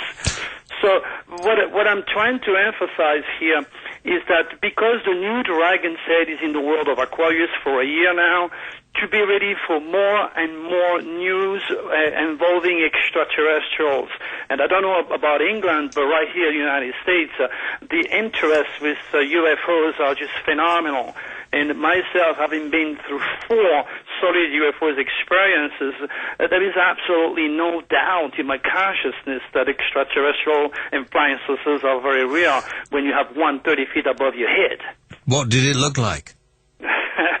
I guess that's for another show, James. Okay. They started to be with me since I am 6 years old. And then I end up in a flying saucer with my wife, and each time I'm dealing with extraterrestrials, I have a family member or a friend close to me, so this way I don't lose my own sanity. But trust me, this is very real, and I have better things to do than to make stories like this up. It's very real. UFOs and extraterrestrial are very real. Okay, let me move on slightly because we will eventually run out of time. But listen, if we could talk like this maybe once a month or something, that'd be cool. Perhaps we can exchange a few emails and maybe we can do a regular slot once a month. Yeah, I'm a regular on many stations. Yes, I know. In the US and the UK. I'd be more than happy to work with you, James. Because I remember the first time I worked with you and I walked into your office at the station. You were a little bit skeptical about me, and then that's good to be, because I don't like people that say amen about anything. Exactly. But you fastly realized that I had something. Oh, absolutely, Dr. Theroux. I think you're one of the most entertaining speakers I have met for a long, long time. And passionate. Listen to me, this is important, and you make me feel good. Now, that is very important, because in this day and age, there are a lot of people, after I've talked to them, I feel like shit. But not when I've spoken to you. James, what I want you to understand, and most of all your audience, is that God did not put us on earth to end a terrible, terrible death. I believe in the forces. I believe in the ingenuity of mankind to fix all the mess that has been done because of ignorance. We are not there here just to die. Most of all, we are part of a hierarchy of extraterrestrial intelligence that have an agenda, and they cannot afford to mess up with, let's say, their experiment, if that makes sense to you. So there is a lot of people and a lot of energy willing for us to move on forward. We are just living some incredible time where we're going to be forced to accept the reality of the impossible. As simple as that. Sure. And I actually think the way things are becoming so messed up at the moment are going to actually make people realize they have to suddenly take in a deep breath and say, hang on, we can't continue on this way. There you go. It's pretty much the legacy of the First and Second World War. Look what happened in Germany. This place was totally erased from the face of the earth. But did you go to Germany lately? See how beautiful this place is? It's the United States of Europe. Everything has been crashed down and rebuilt. So that's the beauty of all the stress we're all going through, because we are forced to reevaluate our wisdom. We are forced to reevaluate our beliefs, our education, and we have leaders, mental leaders, spiritual leaders, and people like you and I are right there to help these people to make the jump. What do you think, for those people who are the doom and gloom mongers who believe there will be total nuclear annihilation of the planet? Well, James, I always say to people, and I get this all the time, if you have to trust somebody in terms of prediction, you better go to his website or read in his books the values of his predictions. Every single thing that I mentioned, the tsunami, the 9/11, the Kobe earthquake, name it. Everything is well documented, not only in my books, but on TV and radio programs. And that's the difference between me and the doomsayer, religious lunatic, regurgitating his religious fear because he was poisoned as a child, and he believes that Elvis or Jesus is going to come back and save us. This is insane. But there is no end. There is no beginning, there is no end. There is a constant process of changes. This is what life is all about. And knowledge is power, ignorance is evil. When people understand that the future is the reincarnation of the thoughts, when people understand that as they raise their vibration, they are able to lead a more productive life, and once people in the world realize that we are the master of our destiny with our common thought process, then things will get better. So this is why it's very important not to endorse or not to promote anybody that is promising the end of the world, because these people are religiously poisoned themselves and don't know better. They have no proof whatsoever or no ability whatsoever. If they cannot produce the proof of their prediction, they are not worth you listen to them. Simple as that. What do you believe, Louis, happens when your physical being comes to an end? What do you think happens to the spirit? Well, the spirit is immortal to start with. You go back home. You go back to God. You go back to yourself. God is too big to come here to do his homework. So he takes a little part of himself, which is you and I and everybody else around us. And then you have 100 years of life if you're smart enough, if you don't kill yourself or if you don't destroy yourself or get shot some places. If you're smart enough, let's say after 80 years or 85 years, you bring back home the amount of information, the amount of wisdom.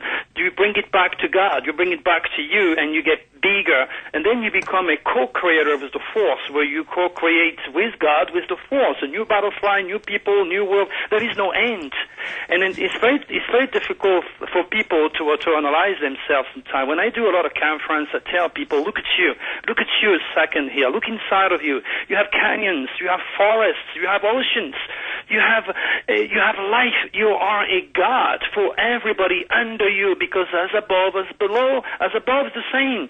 If you look above your head, you have only eternity. You cannot put a number of the expenditure of the cosmos. It's literally infinite above your head, right? Exactly the same under. So you are a God for all the people, all the life, all the world that are inside of you. That's why you cannot destroy yourself with smoking, drinking, or depression. You have to realize that you like it or not, you know it or not, you are a God in training on this dense physical world, and you are connecting with the divine right now. But people don't think that way. They don't understand it. They just think outside of themselves, or they're just being poisoned by the church ink in following Allah, Buddha, or Jesus. Oh my gosh, there's so much that the world has to learn. And most of all, again, to realize that we are not doomed, and we can turn everything around. We do it every day. That's why I like you, because you say we're not doomed, where everybody else is thinking we are completely and utterly doomed. You come along, and particularly when everybody thinks Nostradamus. And I used to think, oh no, not Nostradamus, because Nostradamus has predicted the end of civilization about 150 times. Exactly. No, it's not him who predicted that. Understand that. I have to refresh your memory again, James. In order for anyone to translate the great prophet work, you have to speak his language. You have to speak the French language. And much of these people don't have that education. They don't even speak the local dialect. They don't even know divine astrology.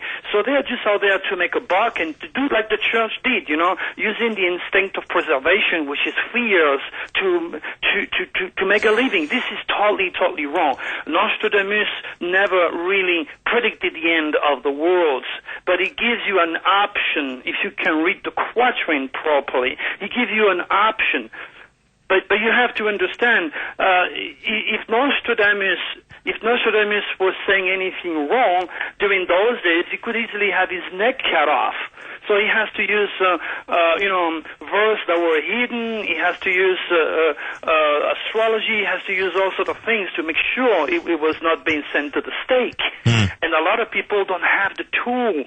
They just do not have the tools to do precise translation of his work. And this is why, and I'm telling you something which is very true, okay? I read it myself. There is a curse on so-called astrology and psychic that would hurt the integrity of the prophet if on them, made by Nostradamus himself. If they tried to translate his quatrain not having the right tools and hurt his integrity, there is a curse on these people. I read it, I understand it, it's in French, and I'm staying very clear from any of his quatrain translation, even though that I have more tools than anybody else. Do you I mean, okay, let's just now, we've been on a long time, and I know you've got other stuff to do, so let's at the end of our little session here, Louis, let's just remind people how they can get hold of your stuff. Your website is drturi.com. Turi. Yes. T-U-R-I. Yes. Yeah, drturi.com, and then there are links there. They can see what you've been up to. There's stuff about you on YouTube and everything else. Exactly, yes. You can watch my TV show, my radio show, even yours. Maybe we could put it on YouTube if you give me a link or something. Absolutely. But what I'm trying to say is I want to make sure that your audience understand that, again, one more time, we are not doomed. Ignorance is evil, knowledge is power. If anyone is willing to raise his cosmic consciousness and be part of the light force working with me, chances are we're going to get this situation together faster. So read all my newsletters. This is where it is. Get to know my work, get to know me, and then we see from there. Dr. Louis, thank you very much indeed. Let's talk very, very soon. Okay, thank you very much for inviting me, James. You have a good day. I mean, a good night out there. Nice to speak to you. Bye-bye. Bye-bye, James. Dr. Louis Theroux, and fascinating character. If you want to find out more about him, go to his website, drturi.com, drturi.com. Follow the links, and you can get hold of his newsletter and copies of his books for free. Absolutely free. Right, you can close your mouth now. You're looking completely aghast, gobsmacked. Now, actually, he made a very good point. He said, even smoking can't damage you. I mean, it's in the lap of the gods. Whatever will be, will be. Oh, yeah, of course. Firmly agree with that. Yeah, you would. That's why I smoke 20 a day. Yeah, well, I wouldn't if I were you. Right, okay, listen. It's time to pay bills now or not? No, I don't think it is. You can pay them a little early if you wanted. I mean, then we'll get back on track, won't we? Yeah, that's what I think we should do. Okay, well, let's do that. Listen, if you want to join us now, whether you would like to talk about Louis or you want to talk about something else, feel free to pick up the phone, give us a call. Plenty of emails to get through. Loads of emails, so we're going to do those. We'll take a few calls as well. 01243 55 60 60 is the number to ring. Pick up the phone, give us a call. Playradio UK have teamed up with Virgin Wines to offer you a massive £20 discount off your favourite wines. Visit playradiouk.com/Virgin Wines to start saving now and get your favourite wines delivered to your door. Playradio UK and Virgin Wines for people who love their wine and a great deal. playradiouk.com/Virgin Wines. Broadcasting live to the UK. News, information, entertainment, and the best music from the past 40 years. This is Play 2 UK. James Whale. Call 01243 55 60 60. Email studio@playradiouk.com. Skype play.radio.uk. Live and unleashed. The James Whale Show on Play 2 UK. James Whale. Silence was never an option. Okay, welcome back. The James Whale Radio Show, final hour. All right, all you got to do is email me at studio@playradiouk.com. Hi to those of you listening through my website at jameswhaleradio.com as well. And I tell you what, before we go any further, let's take another call. Hello, you're on the air. Hello. Hello. Who's that? Stephen. Stephen. Yes. You're on. Go on, Stephen. How you doing? Stephen, turn the radio down. Turn the radio down? Turn the radio down, Stephen, yeah. Otherwise I can hear you in the background and one of you is enough. Yes, Stephen, where are you calling from? Swanscombe. Where? Swanscombe. Swanscombe? Yes. Okay. In Devon? Excuse me? In Devon? No. Swanscombe by Dartford. Swanley? Swanscombe. Okay. Between Dartford and Gravesend. All right. Swanscombe in Kent. By Northfleet, by the new Fleet station. Yeah. Oh, well, I know where that is, but I've never heard of it. Well, there always has to be a place you've never heard of, and I've never heard of it. Right, okay. It's a small town. It's near, is it near Blue Water? Very close. Good, well, no Blue Water. Very, very close. It's Stone's Throw. Where do you come from? I'm African. Okay. Right. I used to live in the States. Oh, well, that's it. You've been everywhere, man. I'm trying to. Never a trouble or care, man. Stevie, what can we do for you? I'm just calling to say hello, actually. Well, hello, Stevie. How you doing? I'm doing okay, Stevie. Yeah, I'm doing all right. I haven't seen you in a long time. Have you? Yeah, I used to run a shop in Upton Street. Used to walk by. All right. I'm talking about in the late 80s. Where, in Oxford Street? Yeah, in London. Yeah, whereabouts? Just by Tottenham Court Road Station. It's a boot store. I sell cowboy boots. Oh, you sell cowboy boots? Used to. Ah, right, I remember, yeah. What do you do now? I work for myself. Yeah? Is that where I used to buy my leather jackets? Next door. Next door? Yeah. I remember, yeah. When I used to work for a radio station on Oxford Street. Yeah. Long time ago. Long time ago. So what? Still looking good anyway. Thank you very much. That shop, I went past there the other day. I haven't been past there for years, and I was in that part of London, and it's closed down. It's closed, yes. Where did they all go? They moved to Camden Town. Ah, right, okay. I still have about 5 or 6 jackets I bought from that guy.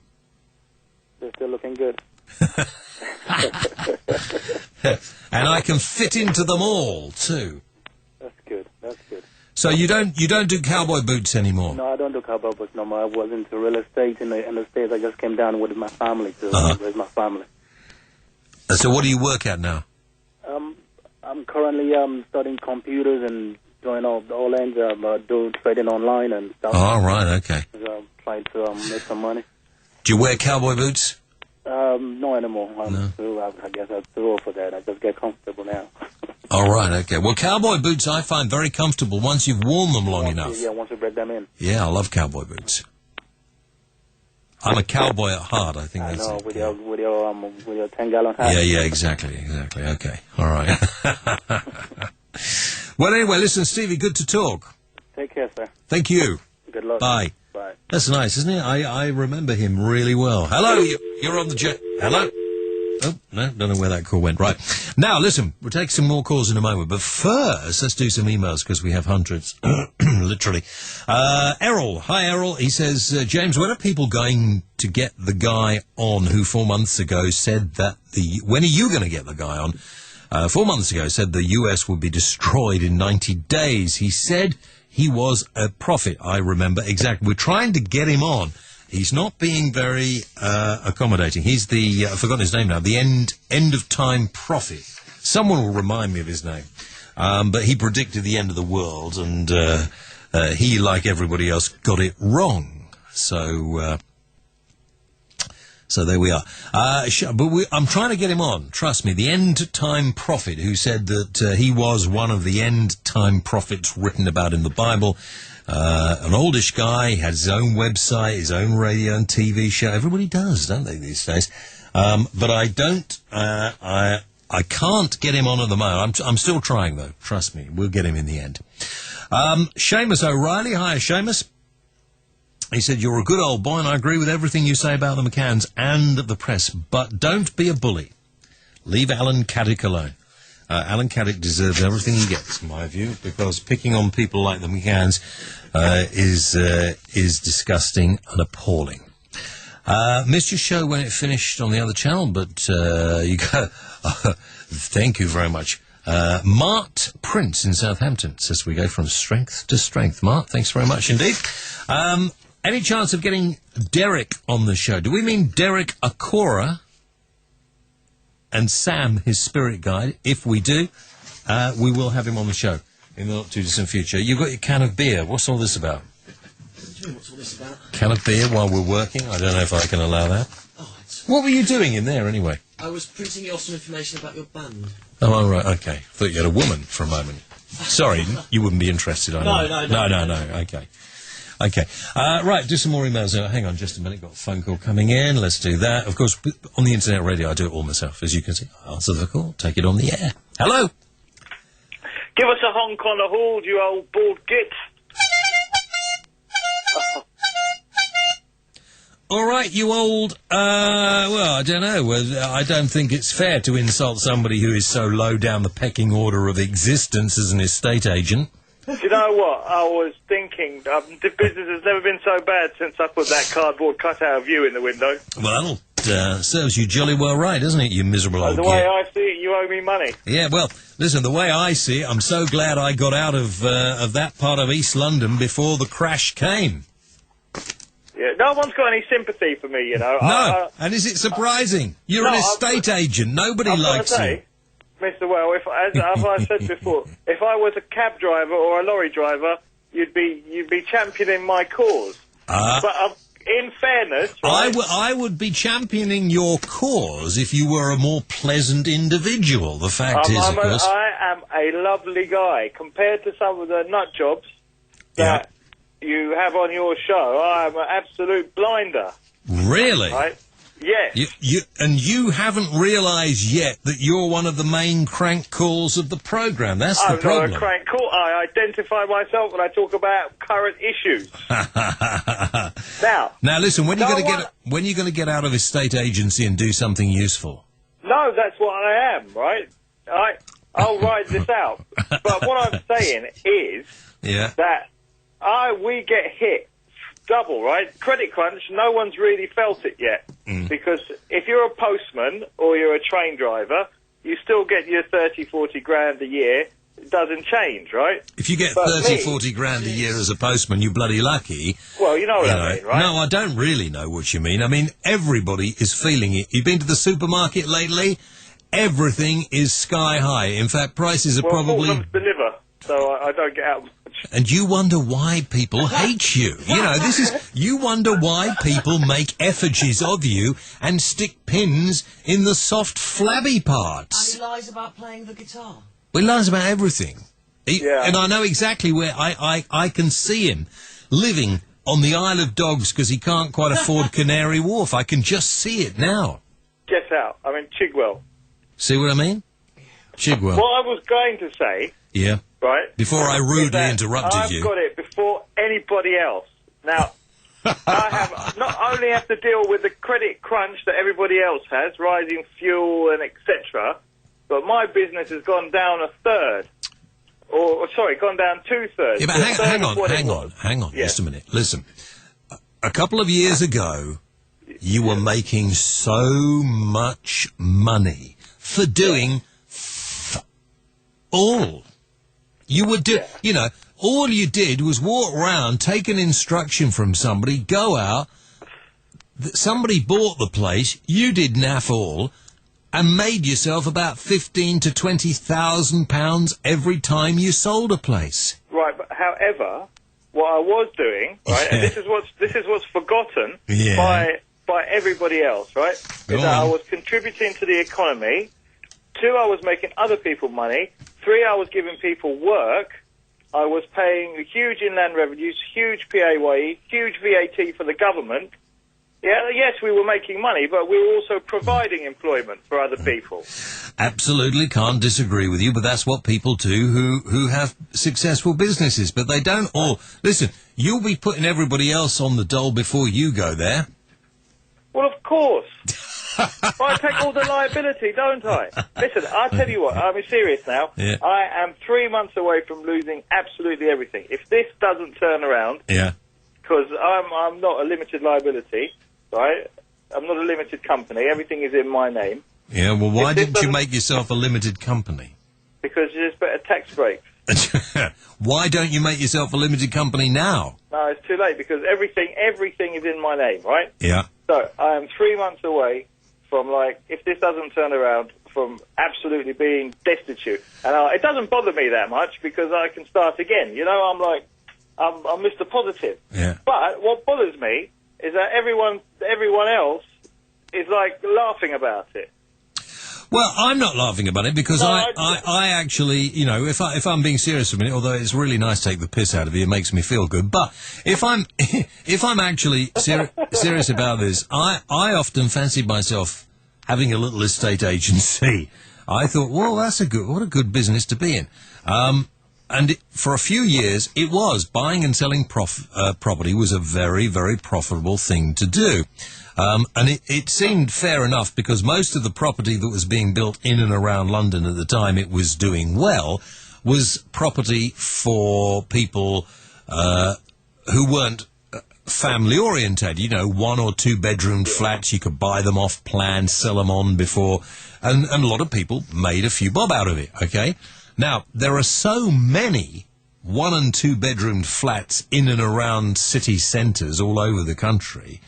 The thing to be in now is family homes because nobody, you know, the interesting thing in this recession, my friend, is that the government aren't doing anything to protect the building industry. The building industry are laying people off and they're not building any houses. And this is good news for you in a way because that means that after this hiccup has been sorted out, and it will be sorted out, and today we're hearing that the price of oil is beginning to come down because the oil traders who were keeping the price artificially high have realized that if they send the world into recession, people won't be able to afford to buy their product. So today we begin to see light at the end of the tunnel.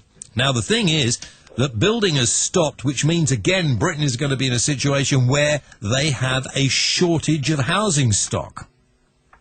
I admire your optimism, but I see them building 3,500 new flats in Stratford that they're never going to sell. Yeah, but that's what I'm saying.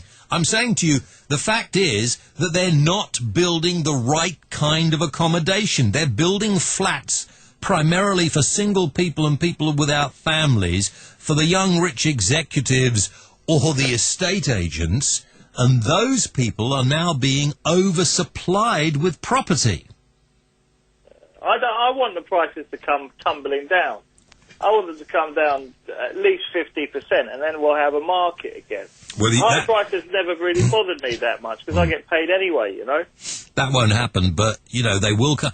And all those people who borrowed enormous quantities of money to get their foot on the housing ladder are going to have problems because they're going to be in negative equity. But the good news is that there's still not enough housing being built in this country, particularly housing for families. So we're still going to have a problem. No one's buying anything, though, James. I don't know. I've given up. What have you got on your books at the moment? Let's see if I can get Matt interested. I've got something special for Matt. Yeah. Is there a rendition on the guitar? It's a shoebox. Don't start with the guitar, Holic. Yeah. Come on, then. I'm trying to be nice to him today. Yeah, listen, tell me what you've got on your books at the moment. Oh, James. You see, you're situated in Stratford. That's all to do with the Olympics. I'm an Olympic. I made a new slogan. Yeah. That I was the Olympic estate agent, a title among Olympians, and the Olympic community, the Olympic Development Agency went mental at me. What's he talking about, man? I haven't a clue. He's going mad. What are you talking about? No, I put a slogan up, yeah? Yeah, in your shop. I did a marketing campaign with a slogan saying I was a titan among Olympians as an estate agent, yeah? Oh, God, right. Yep. The ODA went mental. They were threatening, like you, they were threatening to fine me and all sorts of things. Well, I'm not threatening to fine you. I might put a picture of Holic up in my window. Well, Holic says, buy here. See how that works? Well, you know, the pink pound is very strong. It might do very well. Only in Soho, you... Oh, well. Yeah, good. Just wanted a whinge. Talk to you soon. Take it easy. Keep your chin up. James? Yeah? Come on, do what you did for the estate agents, what you do for the lorry drivers, mate. I'll see what I can do. Ciao. Bye. All right, all those estate agents out there. Keep the faith, guys. It's going to come back. It's going to come back. Thank you for that. James Ware Radio Show, you're on the air. Hello. Oh, God, dude, what's that? Somebody's fallen over. Hello. Hello. Who's that? My name's Chris. Yes, hello. I'd like to complain about Eduardo. Can you hear me? Unfortunately, I can. Is this your friend Caddick again? No, this is Brummy Chris. He's a great The man. internet. I beg your pardon? Good evening. I've phoned this radio station before, if you don't mind me saying so. No, I think I've spoken to you before, if I don't mind saying so. But what I would like Must have been your twin brother, then. debate, you know, you're having a go at these estate agents. I'm on your side, James. Are you? Oh, yes. What are you throwing around, for goodness sake? I'm sorry, were you talking to me? I'm trying to disentangle myself from... Yeah, have you fallen over? In order to get onto the radio station, I'm not what you call an egotist, in the way that a lot of these people who ring it up, try to make points in the debate and all that. Yeah. Hello, are you there? Yeah, I'm here, yeah. Hello, it's very nice to speak to you, Mr. Whale. Yeah, just we call me... have much in common. Call me sir, it's easier. Yes, go on. I'll call you anything you like, mate. Could be darling. So, yeah, so what do we have in common, then? Well, what we have in common, we have several people. You like Alsatian dogs. Hang on, I'm not trying to shout. I'll just... Move out the way. There we are. You like Alsatian dogs? Yeah. And one of the nicest dogs I ever had, his name was... I called him Caesar. I got him out of... Are you there? Yeah, I'm here, yeah. All right, then. I got him out of the Birmingham Dog Zone. We needed one for the... Oh, this is a tale. What I wanted to do is be controversial and have a go about that fella who sells houses to people. Oh, yeah, him. I would like it if he ever rings you up again, Mr. Wales, sir, in that way. Yeah, nice. I could ask your producer, that Matt, he's a nice bloke. He's very nice. Yeah, very nice. Very nice. Cover. He's a very nice boy. He really is a nice bloke. He's a very nice boy. Very nice. I think everybody loves him. I think everybody loves him. loves You him. like it down there anyway, Mr. Wales? Do I like what down there? Down south where you are. You're enjoying this. Yeah, it's very nice here. Thank you very much indeed. I got my girlfriend to tune into you. She watches quite a lot of that, what you call television, where you sell stuff. She bought some luggage. Did she? Not off you. Oh, but if you'd have been selling it, she'd have bought some of that. I promise you. Well, tell her on Friday. You want on Friday? I'm on Friday, yeah. Righto, what time? 4:30 until... Well, I tell you what, that's right up her street Friday. Is it? She'll be in there. When you knock it out. Anyway, I don't know. I was going to have a go at Eduardo, because I was just going to yeah. ask if ever he rings you again, Mr. Whale. In your position, are you there? Yeah, I'm here. Ask him if he's ever done anything else in his bloody life. I shouldn't think so. Bloody piano. Shouldn't think so. He's a nice bloke, but I don't think he knows very much about anything. He's a crazy character. But it's very nice to speak to you. Thank you very much, and keep up the good work and all of that. And Alex Jones is a nice bloke. What do you reckon? Yeah, very nice man. Very nice man. Not as nice as Matt, but a very nice man. He's a very, very nice man. I'd like to speak to him one of these days. Good evening. Very, very nice man. Good evening. Yeah, so I know that guy. Chris? Yeah. Yeah? Not Chris. I know who that is. Oh, right. Yeah. Right, okay, listen, we're going to play a bit of music. We can do, yes, or because not. there's this band that you've been on about. I know. Called Red Track. That's right, yeah. Yeah. Because I thought I might get them to come down and play a little bit live on the show. What do you think? We can do that. I love live music. We do it in Studio B. We all right. We do it all the time. Next week, I hope to bring my mate Jim Diamond down, play live as well, do a little acoustic set, and we'll start doing a bit of music live. When are you getting me that set at Stringfellows? Oh, yeah, I forgot about that. Stringy's away at the moment. I'll talk to him. It'll wait. I don't know if you can handle it. That's the problem. I don't know if his girls can handle me. I don't know if you can handle it. I really don't know if you can handle it. But we'll have to see. Anyway, they're Red Track. They're a new band, and they're on tour fairly soon. In fact, in a couple of days they start their tour in London and go all over the place. And it's called the Wait Around Mini Tour. They've got a track that's called Wait Around.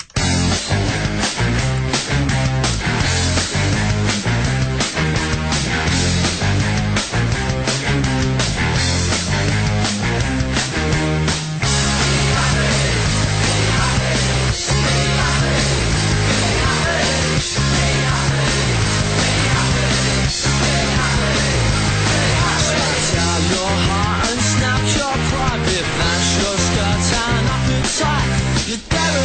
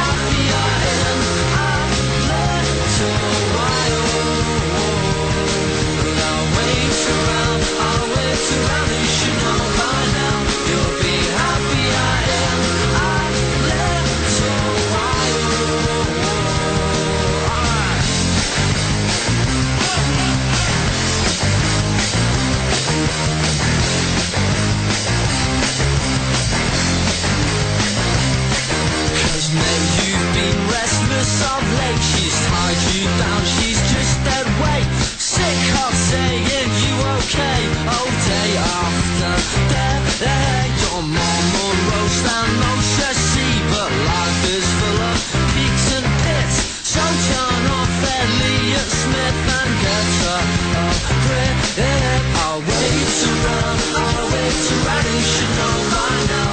You'll be happier in a little while.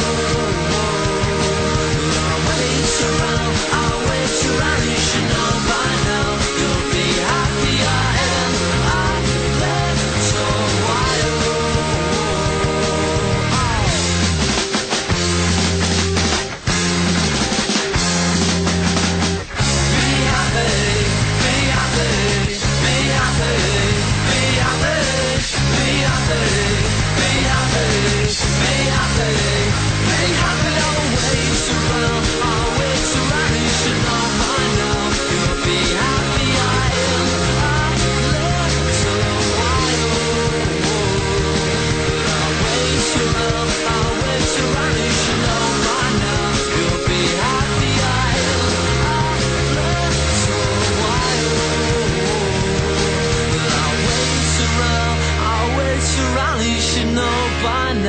You'll be happier in a little while. Red Track, as featured on the Zane Lowe Show on Radio 1, Fresh Meat. And they're a new band around. They're called Red Track. And Be Happy. It's good, wasn't it? Yeah, I like that. So we're going to... If Matt says he likes it, it's cool. Oh, hell yeah. Yeah. You listen to it again at jameswellradio.com. Okay, and have a listen to more of the album as well. Tracy McFarlane, hello Tracy McFarlane, emailed me. She said, firstly, just to give you some background, I've listened to you for many years on the station which we no longer mention. And the reason I continue to listen to you is because although I do not agree with you on all your views, there are many that I strongly agree with you and have never heard these views expressed as strongly in the general media, i.e. your views on breeding and your proposed qualification system. Agree, and your views on religion. Agree. I am more in line with Richard Dawkins' outlook on religion and spirituality and have been since I turned away from being a born-again Christian at the age of 12. Interesting. I reject the concept of organised religion, but also reject the acceptance of an all-powerful being which somehow controls our lives and our world. The main point that I want to make, says Tracy, and what prompted me to email you for the first time in all these years I've been listening to you, was the call you had from the Christian, sorry I didn't catch his name, who, I think it was Gary in Catford, who was trying to make a case for religion. I do not and have never understood why people who call themselves religious or spiritual have this need to look outside of themselves for answers and comfort in dealing with life and the obstacles in many... let me get this away. In dealing with life and the obstacles it may present. Why does no one think of looking inwards and probing themselves for these answers, looking for inspiration and solace in their own selves? It just seems to me that so many people are too quick to look outside of themselves for answers and have no concept of self-belief and self-reliance and independence of thought. They're too quick to either rely on or blame outside powers, whether it is good, God or Allah or Mother Earth, and will never ever look within themselves, first to examine their own conscious moral code and personal belief system. In short, religion is a crutch. Thank you, Tracy and Slough. Very much appreciated. You've got a few callers. One quick thing I wanted to bring up that I haven't done, which I think is one of our main talking points. I haven't been through the top 10. Let me go through the top 10 talking points. Pay the bills first? I will do that. And when we come back, we'll take another call. If you are the call at the moment, you're next. Don't go away. Back after this. Play 2 UK. Headlines. The star of the new Batman movie's been released on bail after more than 4 hours of police questioning. Christian Bale was arrested over an alleged assault on his mother and sister. There are widespread calls for SATs to be scrapped. It's on the back of the latest setback that's seen a tenth of the school tests sitting unmarked 2 weeks after the deadline. The wait's begun for Anne Darwin, the wife of the back-from-the-dead canoeist who denies deception and fraud. Her fate's in the hands of jurors after an 8-day trial at Teesside Crown Court. And the 12 finalists for this year's nationwide Mercury Prize have been announced. Leading the pack are Radiohead, Last Cherry Puppets, Estelle and Adele. Play 2 UK. Weather. Okie dokie, here we go. Tonight, outbreaks of light rain or drizzle over northwestern parts, although becoming largely dry. Elsewhere, it will be a dry and fine end to the day. And later on tomorrow, which is only half an hour away tomorrow, early mist in some places, a fine summer day, and feeling very warm with a good deal of sunshine, though rather cloudy in the northwest of Scotland. The outlook for the rest of the week, warm and sunny in most parts. So that's good news. Thank you very much. You're up to date on Play 2 UK. What is she like, eh? Yeah, she's mad, isn't she? Yeah, always on for a laugh when we go on holiday. I didn't think she'd actually do it, though, did you? No way. So how much did they say the hospital bill was going to be? I don't understand Spanish. About 15 grand. Right. Hello, Mrs. Draper, it's Stacey. It's about Vicky. She had an accident in the hotel. She should be okay, but there's going to be a big bill from the hospital. You know that car Mr. Draper was thinking about? It can be a real problem if things go wrong on holiday, and an expensive one too. So if you're going on holiday with your mates this year, make sure you know about everything you need before you go. Visit fco.gov.uk/travel for more information. James Wales. Silence was never an option. Okay, right. Let's talk to Janet. Hi, Janet. Hello, James. How are you, Janet? I'm fine. It's just really good to hear you. I've been searching everywhere for you. Oh, Janet, well, I'm glad you found me. Just to hear the voice of reason. We've spoken before. We haven't. I've never spoken to you before. Have we not? No, okay, never. all right. It sounded familiar. Oh, no. I wanted to know what your views are on these welfare reforms, because I think, the people that are claiming shouldn't be, the ones that are able to work, but I think it's going to have a really bad impact on those who are genuine. I think you're right, and quite frankly, I'm amazed how the government had the barefaced cheek to go on about how it was not their fault. 10 years ago, they decided to shift loads of people onto incapacity benefit. And one of the reasons they did this was to then say, look how we've brought the unemployment figures down. Yeah. Well, they had, but they shoved everybody onto incapacity benefit, so it became a very easy thing to claim. But it's making it so hard for the genuine ones, you know? Exactly. And now the smug little so-and-sos are gonna make it very, very difficult for people who really can't do very much. And, of course, the ones who can play the system will still get away with it because they'll know how to do it. Yeah, sure. So I think, unfortunately, it's there are a lot of people who don't. It's a terrible thing to say, but there are a lot of people, Janet, who are unemployable, and through no fault of their own. Sometimes it's their personality. In many cases, nobody really wants to have anything much to do with them. And they don't get offered jobs, and it's sometimes it's nothing you can put your finger on, but some people just can't get a job. No. And we just can't sort of get rid of them. I mean, what are people supposed to do? I love this idea the government have of they're going to lock everybody up, found with a knife. Well, where are all the prison places suddenly going to come from that they're going to lock people?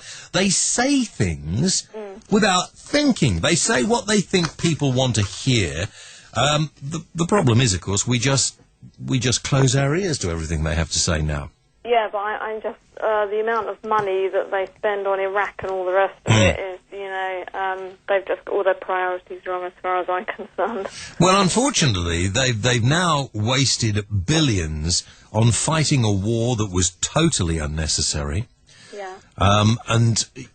The interesting thing is that there they have the people who would be the next president of the United States arguing about what they would do, and the old bloke who's well past his sell-by date, I can't even remember his name, is going to put more troops in and all this sort of thing. What a ridiculous... No bloody idea, these people, at all. If we were to all stop selling weapons to other countries and stop, stop sticking our noses in... And then they aim them at us. Well, no, it's not really that simple, is it? We sell weapons around the world and then become surprised when they're used. Exactly, yeah. But Anyway. I think you should stand for PM now. Oh no, I can't. You know, I don't think I look very good in a flak jacket. That's the problem. Where are you calling from, Janet? I'm in Kent. In Kent, where? Tunbridge. Okay. Not Tunbridge Wells. No, not far out. Well, there we are. Which is better, Yeah, probably. Tunbridge or Tunbridge Wells? Tunbridge, I think. Do you think so? Just. Well, it's got the castle. Got a better council. Has it? Yeah, definitely. Okay. Don't waste all the money on the water, like. We won't go into that. No, I don't Tunbridge think. Wells have been wasting thousands of money on bottled water, Have apparently. Yeah, for all their employees. Oh, ridiculous. Crazy. Get a filter in and... Absolutely. Anyway. All right, listen, Janet, good to talk to you. Great to hear you. Thanks a lot. Bye-bye. Bye. Right, okay, now listen, let's get back... I just wanted this thing about the marking of the SATS tests that Ed Balls is very embarrassed about. I'd just like to know what the government why the government decided to actually send their marking of our children's... But why did they pay an American company to do this and who didn't do it very well? I don't understand that at all. Why on earth would we pay Americans to mark our school children's cocktail waitresses? Nothing against cocktail waitresses, but why should they be marking papers? Well, why would the government possibly want to pay an Englishman to do an English thing? They don't. They send all the business elsewhere. I mean, look at all the car manufacturing's gone elsewhere, hasn't it? We've got no industry left, pretty much. No, that's a very good point. That's a very good point you make. Why have we no industry? Gay men can make good points too. Gay men can make good points, and you nearly made one. Jamie Topman says, my views may be a little extreme when it comes to religion.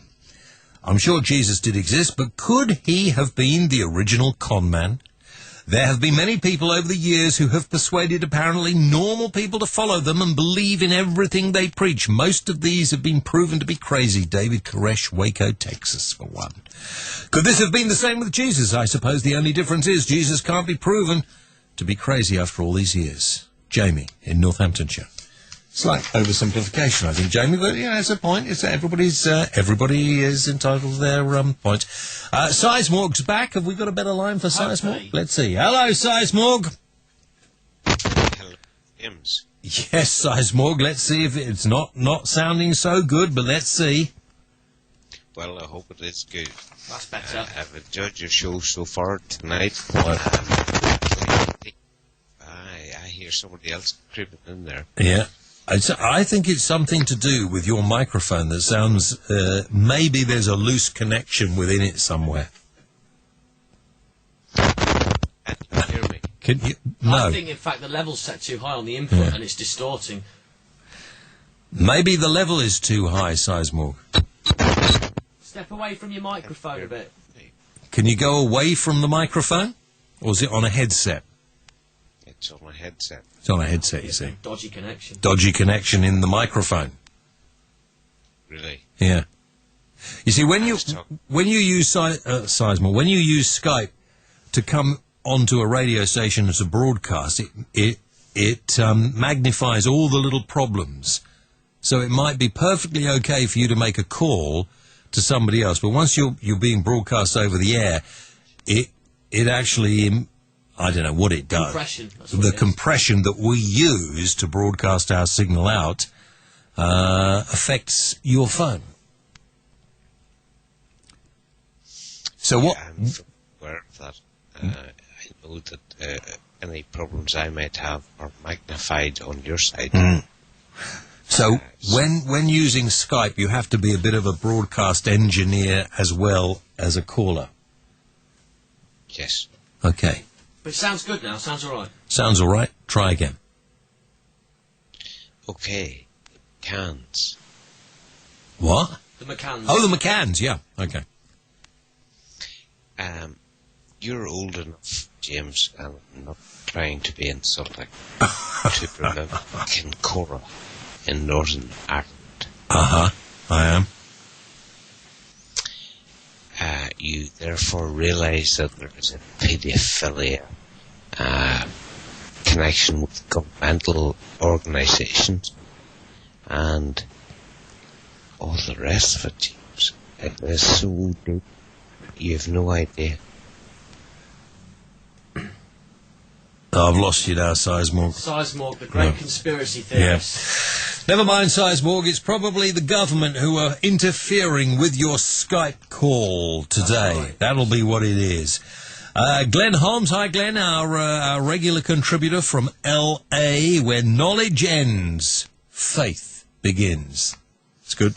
It's good. I do. That's good. Very profound. Very profound. Mark Reap has emailed us, and he says, James, this is in relation to how the universe may have started and how what we believe is impossible due to science has to be possible, or none of us would even be here. Sounds interesting.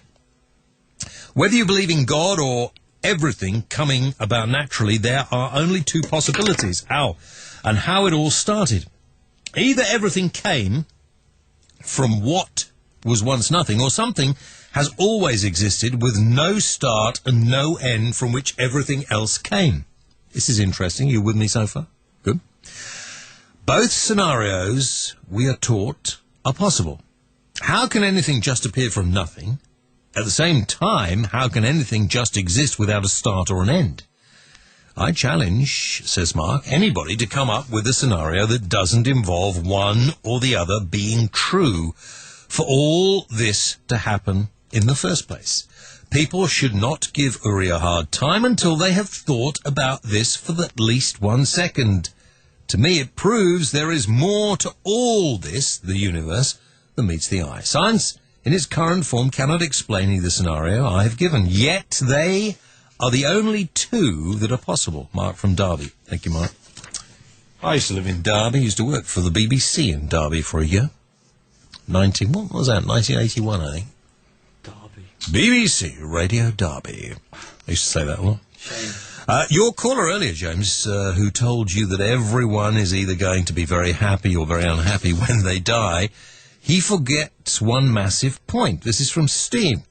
The very fact that there are multiple religions is a huge weakness. There's going to be millions of unhappy people somewhere, as at least some religions must be wrong, as they all cannot be true with their belief. It makes more sense to believe that none are true. Steve in Dorset. Good point, Steve in Dorset as well. I think that's more or less what I said. Didn't I say something? I think that's what I said.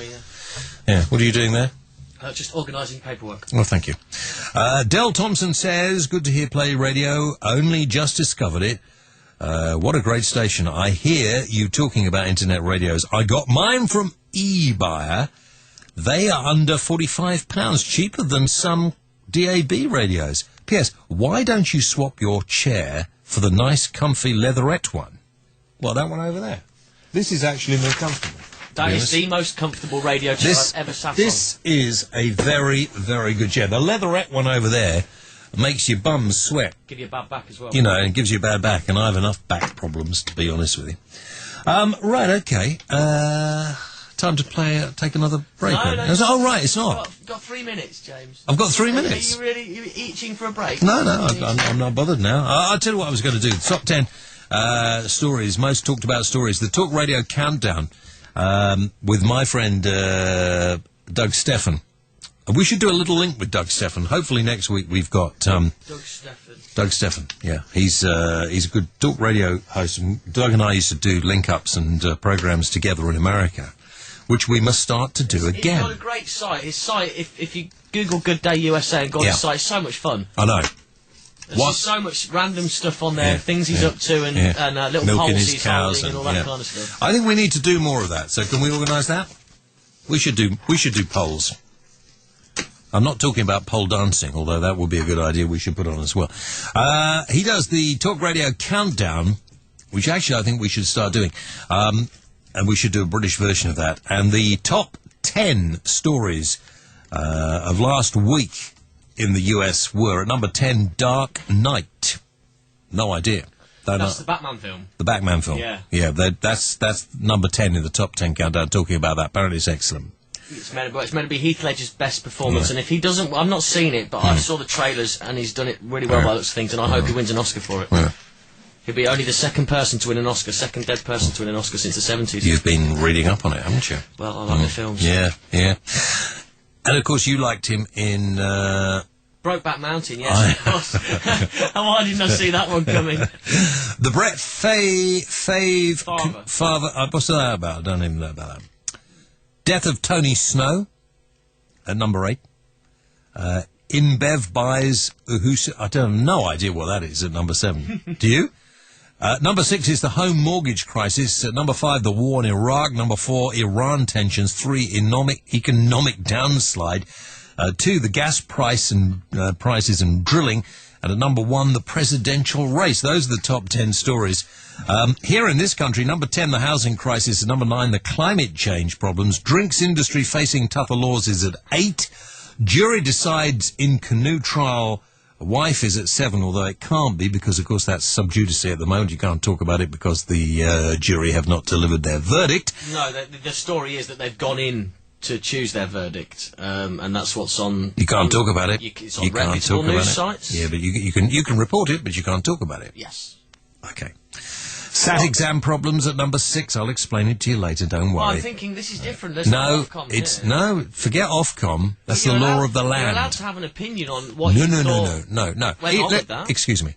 The law of sub judice says, in this country, that you cannot, in a public place, discuss an ongoing trial. Everywhere, right? But you can have an opinion on what you think. No, you can't. Yes, you can. No, you can't. The guy went away and pretended he was dead, and I personally believe... You can't do that, because the judge would say, I heard that chap talking on an internet or whatever, and, could make it very difficult. You are, or could be believed to be influencing a juror, if a juror was listening. Because what about the broadcasters that said that, or the people that came out publicly and said about the McCanns, that it was their fault? And they've been sued. A lot of them have been sued. UK troops, number 5, the capturing of I can't talk tonight. How do you pronounce his name? Radistin. Yeah, him. Yeah. UK troops in Iraq stay at 4. 2p petrol tax free is not good enough. I think that's 4,100. Is it? Okay, if we only had 4 troops in Iraq, right, yeah. UK troops in Iraq stay at 4,100. You're right. 2p petrol tax. Mugabe handshake at number 2 and 1. The McCann case is closed. Those are the top 10 most talked about stories, but can't be. You can't. I'll have to check that out. But as far as I know, it doesn't matter where you are, what forum you are on. Read what the story says then. No, listen to me. What I'm saying. Listen. Give it to me. No. Hang on. Yeah, I can read that out. You can't have an opinion of whether... You can't say, well, I think she's as guilty as hell. I don't know, but it says here, the 56-year-old claims her husband John forced her into a plot. Yeah. I don't believe he forced her. But that's what you can't do. We'll check it out with your boss tomorrow. Okay. All right? And then I'll tell him, you're beginning to be a liability, I need a new producer. Freedom of speech. There's freedom of speech, but you have to understand what the freedoms are, and that other people have a protection against somebody actually, encroaching on their freedom. And you have a freedom to have a free trial. So if Matt is on trial for certain things, if I was to start saying on the radio, well, as far as I'm concerned, that Matt is as guilty as hell. He looks guilty, he is guilty, he smells guilty. Your lawyers would say, I heard on that James Well radio show, doesn't matter where it is, never mind about Ofcom or anything else, they would say, I heard James Well discussing Matt's trial, and I'm sorry, we're going to have to ask for a mistrial. Because we can't get a fair trial because of what Matt said. What a ridiculous law that is, though. But I agree that you should have freedom of speech. I more than anyone. But do you not understand, actually... Why would what I say right now affect what the jury do? Because they are shut off from the outside world. They are deliberating now. My opinion will not make any difference to the outcome. Yeah, but you don't know that. You don't know that. But now is fine, I would think, and you could argue that.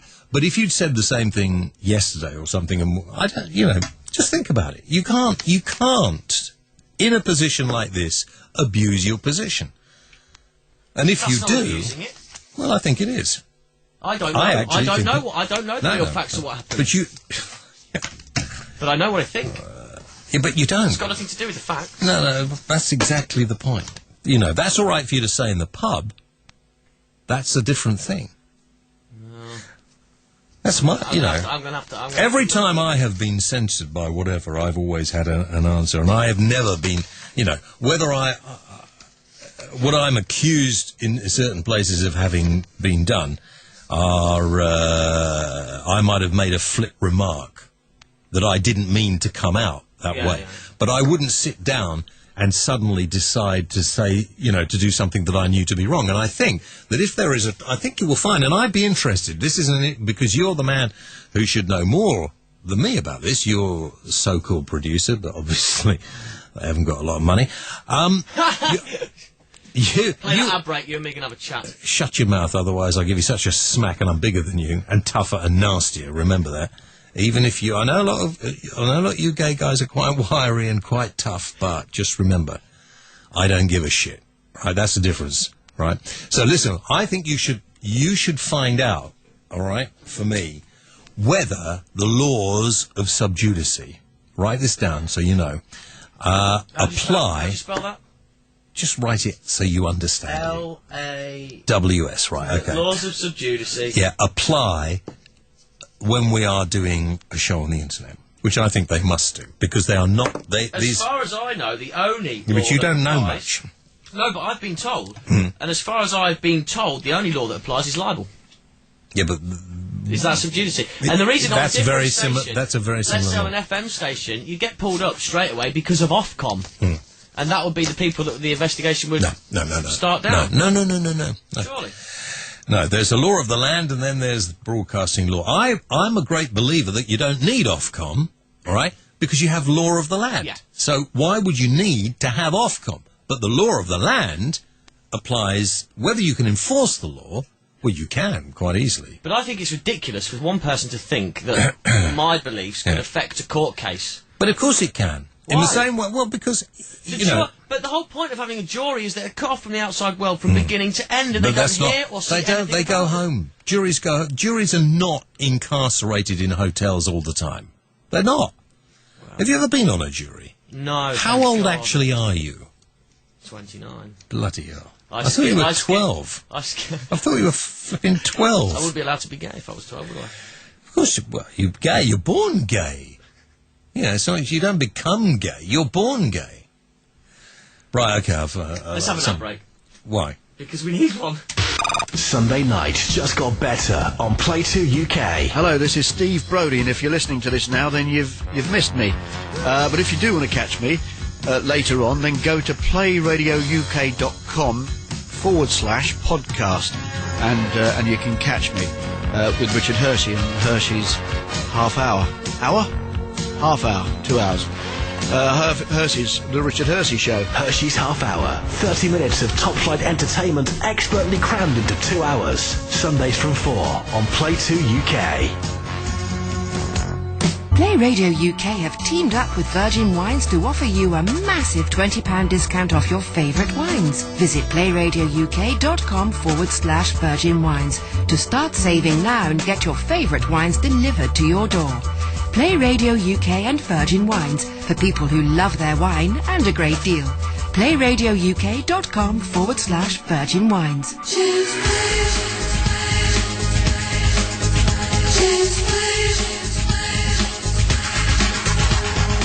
James Wales. If opinions count, this man must be a mathematical genius. Do you know I'm hungry? It's terrible to say. Just before I came in, I stopped off a little restaurant I found on the way here. I would have called you, Matt, but I knew you couldn't afford it. No, see, I'm not going to pay for you, but I thought I should have ring Matt. I sat there on my own. Sometimes I do like to be on my own. It's terrible, isn't it? That I really don't see that. No, I do like to be on my own. Not often, but I sat in this restaurant, a little Italian restaurant down the road, and I had chicken cacciatore, salad, and a glass of wine. And do you know, it tasted of nothing. Yeah. It was perfectly all right, I'm sure. But it said chicken cacciatore, which I like, with a little chili and a salad. The salad was limp. The chicken, it said free-range chicken, I'm sure it was, but it tasted of nothing. It was like just eating cotton wool. Getting a good meal in this country is really hard, isn't it? No. Oh, I disagree totally. Unless you find that little niche place that already... Go to my son's restaurant in Harrogate. You'll enjoy it. Yeah, go to the Italian Connection in Coldbath Road. I've got a message on Skype that I've been holding on for a while. It says, it's from Alan Armstrong. It says, James, considering that the supermarkets have announced a cut in petrol today, do you not think that it would be a good gesture if Gord, the Sheriff of Nottingham, and his 40 thieves followed suit from the extortionate tax they've imposed on us? But the unfortunate... I do, Al. I can see a picture of Al there as well. Looks like an old friend of mine. In fact, looks like Captain Birdseye, but never mind. There's no doubt in my mind that he should be able to do that, but he's messed up the economy of this country so much. Where's he going to get the money from? He's now... His legacy, isn't it? He's now trying to change the law. You understand? The government are trying to change the law to borrow more money. And really put us in the shit. The guy's name is Ronald Wineland. Oh, that's right. This is from Dynamite. Hi, Tiffy. Hello, Tiffy. Tiffy Dynamite. Oh, very nice. Lap dancing name, if ever I heard one. Tiffy Dynamite. Yeah. I do like lap dancing, don't you? I've never been to a lap dancing club. club. I do like to see girls, Well, being a gayer... Well, you wouldn't like it, but, they do male lap dancing clubs. You get them in tight leather... Well, I don't know. I've never been. So Ronald Wineland's another one we need to get on the programme. I would too love to hear from him, considering he did say he'd declare himself a false prophet if he was incorrect. He did it on my show, live to everybody. We need to get him back. We do. We also had an email from Dave Sherratt, who sent this link to this website here. It's Anger at a Killer's Sentence. A guy basically went to intervene into an altercation had his hands in his pockets, and he was hit by another guy, fell to the ground, knocked himself on the head and died. And the guy's got 4 years in a Young Offenders Institute for it. No, ridiculous. Absolutely ridiculous. There seems to be absolutely... the problem is...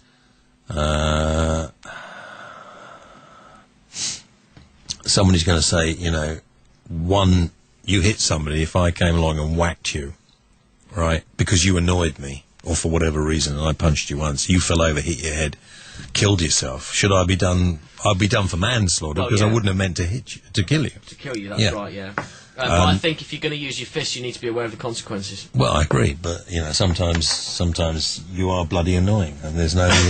The James Whale Show, you're on the air. Hello. I thought you like a smooth-shaved man. Oh, bloody hell, is that flipping an estate agent again? I do like a smooth-shaved man. I don't like all that hairy stuff. Oh, is he gone again? It was definitely the estate agent, wasn't it? Moira Carpenter. Ooh, Moira Carpenter. Is that the Moira Carpenter? No, that was Moira... What was the newsreader's name?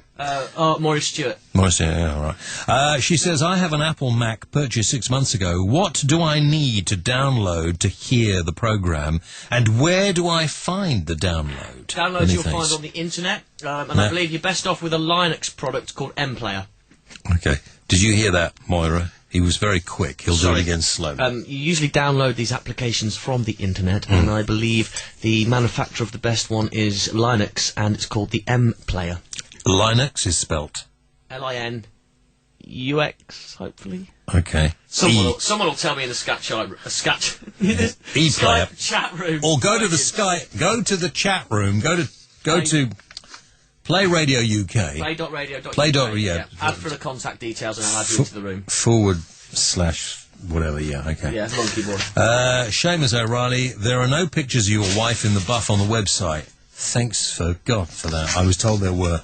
I've been taking these photographs of her while I've been on holiday. Does she take a good naked photo? Yeah, she does, yeah. For her age, exceptional, yeah. Barry from Denmark, my daughter Michelle Leeming is asking if you can make a living working 4 hours a week. No. Jackie Morris says, James, I wonder how the government are going to get all the people on benefits back to work. Not only is unemployment going up again, but businesses are financially strapped for cash and are anticipating a recession. How likely is it that they will want to take on and train new staff? Not very likely at all is the answer. Nice to have you back, James. Jackie from Telford, and absolutely right. But you see, you can't, this is the problem of today, you can't believe a word the bloody politicians say, because they talk rubbish so much of the time. PlayRadioUK.com/forum for any of your technical problems. Indeed. Okay. Right. That's almost it, isn't it, really? It is, yeah. We've had an email from Chris who says he thinks you're about right on the law thing. Be very careful until the judge finds you cannot broadcast or discuss the specific... I'm going to look into it. I would, because I would just like to say I worry that, I've had a few problems recently in my radio career. From producers who I just take for granted know what they're supposed to be doing, and now I realise that not all of them do. Well, no, you see... Nah. Just sort it out. Don't start getting cocky with me. I'm not going to argue, but let me say this. You can find many websites that accuse many people of doing many things. That's a different thing. Website. But it's all but we're a legitimate radio station. It's all on the internet, and it's all the same law for every website and every radio station that only broadcasts on the internet. It's the same law. I would just like you to check it out. I will. Thank you, Chris. He's a very, very unruly child. They get like this, They get this sort of... When they come out, they just get like it. Right, should we take a couple more things here? The mole. What does the mole want? There was a link to a website. Oh, was it? Oh, right. We don't want to do that, really. Show, no. Okay. I tell you what, I think I'm going to play a bit of music. What do you want to play? I don't know. Well, we've got that beatboxing things in the air tonight, and then a few of your favourites down this side. Yeah, I know.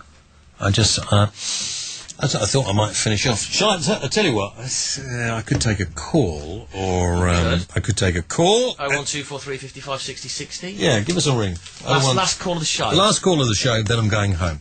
All right? I'm waiting for somebody out there to ring. Who wants to come on? I'm just having a quick look through the Daily Mirror. I haven't seen it today yet. Dear.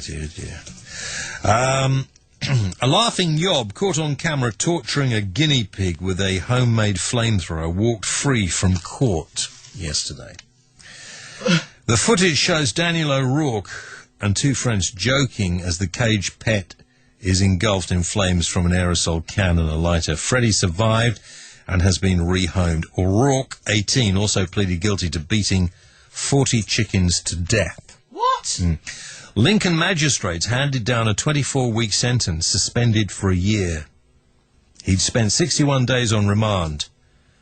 Pet rescuer Tracy Wadsworth said it's disgusting. Freddie's owner, Hayley Morris, 20, and a 17-year-old were convicted earlier. All three were banned from keeping pets and have to pay £250. I'd take them out and shoot the fuckers. You've got a... Sorry about that, but, The James Wells Show. Hello, you're on the air. 6 out of 10.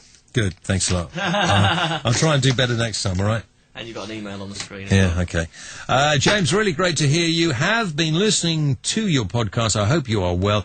It's taken me a while to get a proper connection. Last, it's crystal clear. Are you going to get Ash back with you?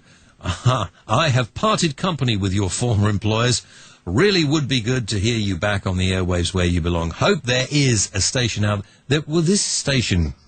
Yeah, I don't get that. A lot of people... Why would you go back to a non-internet station when you've got the freedom you have here? Anyway, Jane, lovely to have your email. Yes. And tell your friends this is where I am, Play Radio UK. There are talks of syndicating the programme as well.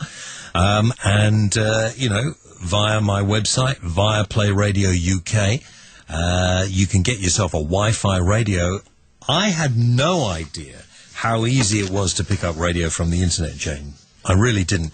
Now I'm glad to be here. I wish I hadn't read that story. I'm really pissed off about that. How can some scummy yob who's beaten to death chickens set on fire a guinea pig, and I know there's a tendency to laugh when you say that, has walked free, should have been strung up by his ghoulies.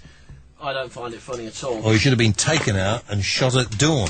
It's the same thing as when you're a child, right? And I'll admit to being guilty of this, but when you're young and you don't know about things like life and death and creatures, and you're not really paying much attention to the world. And I know I basically, when I was young, played tennis with a frog, and I felt immediately guilty, and I felt awful for it. You should do.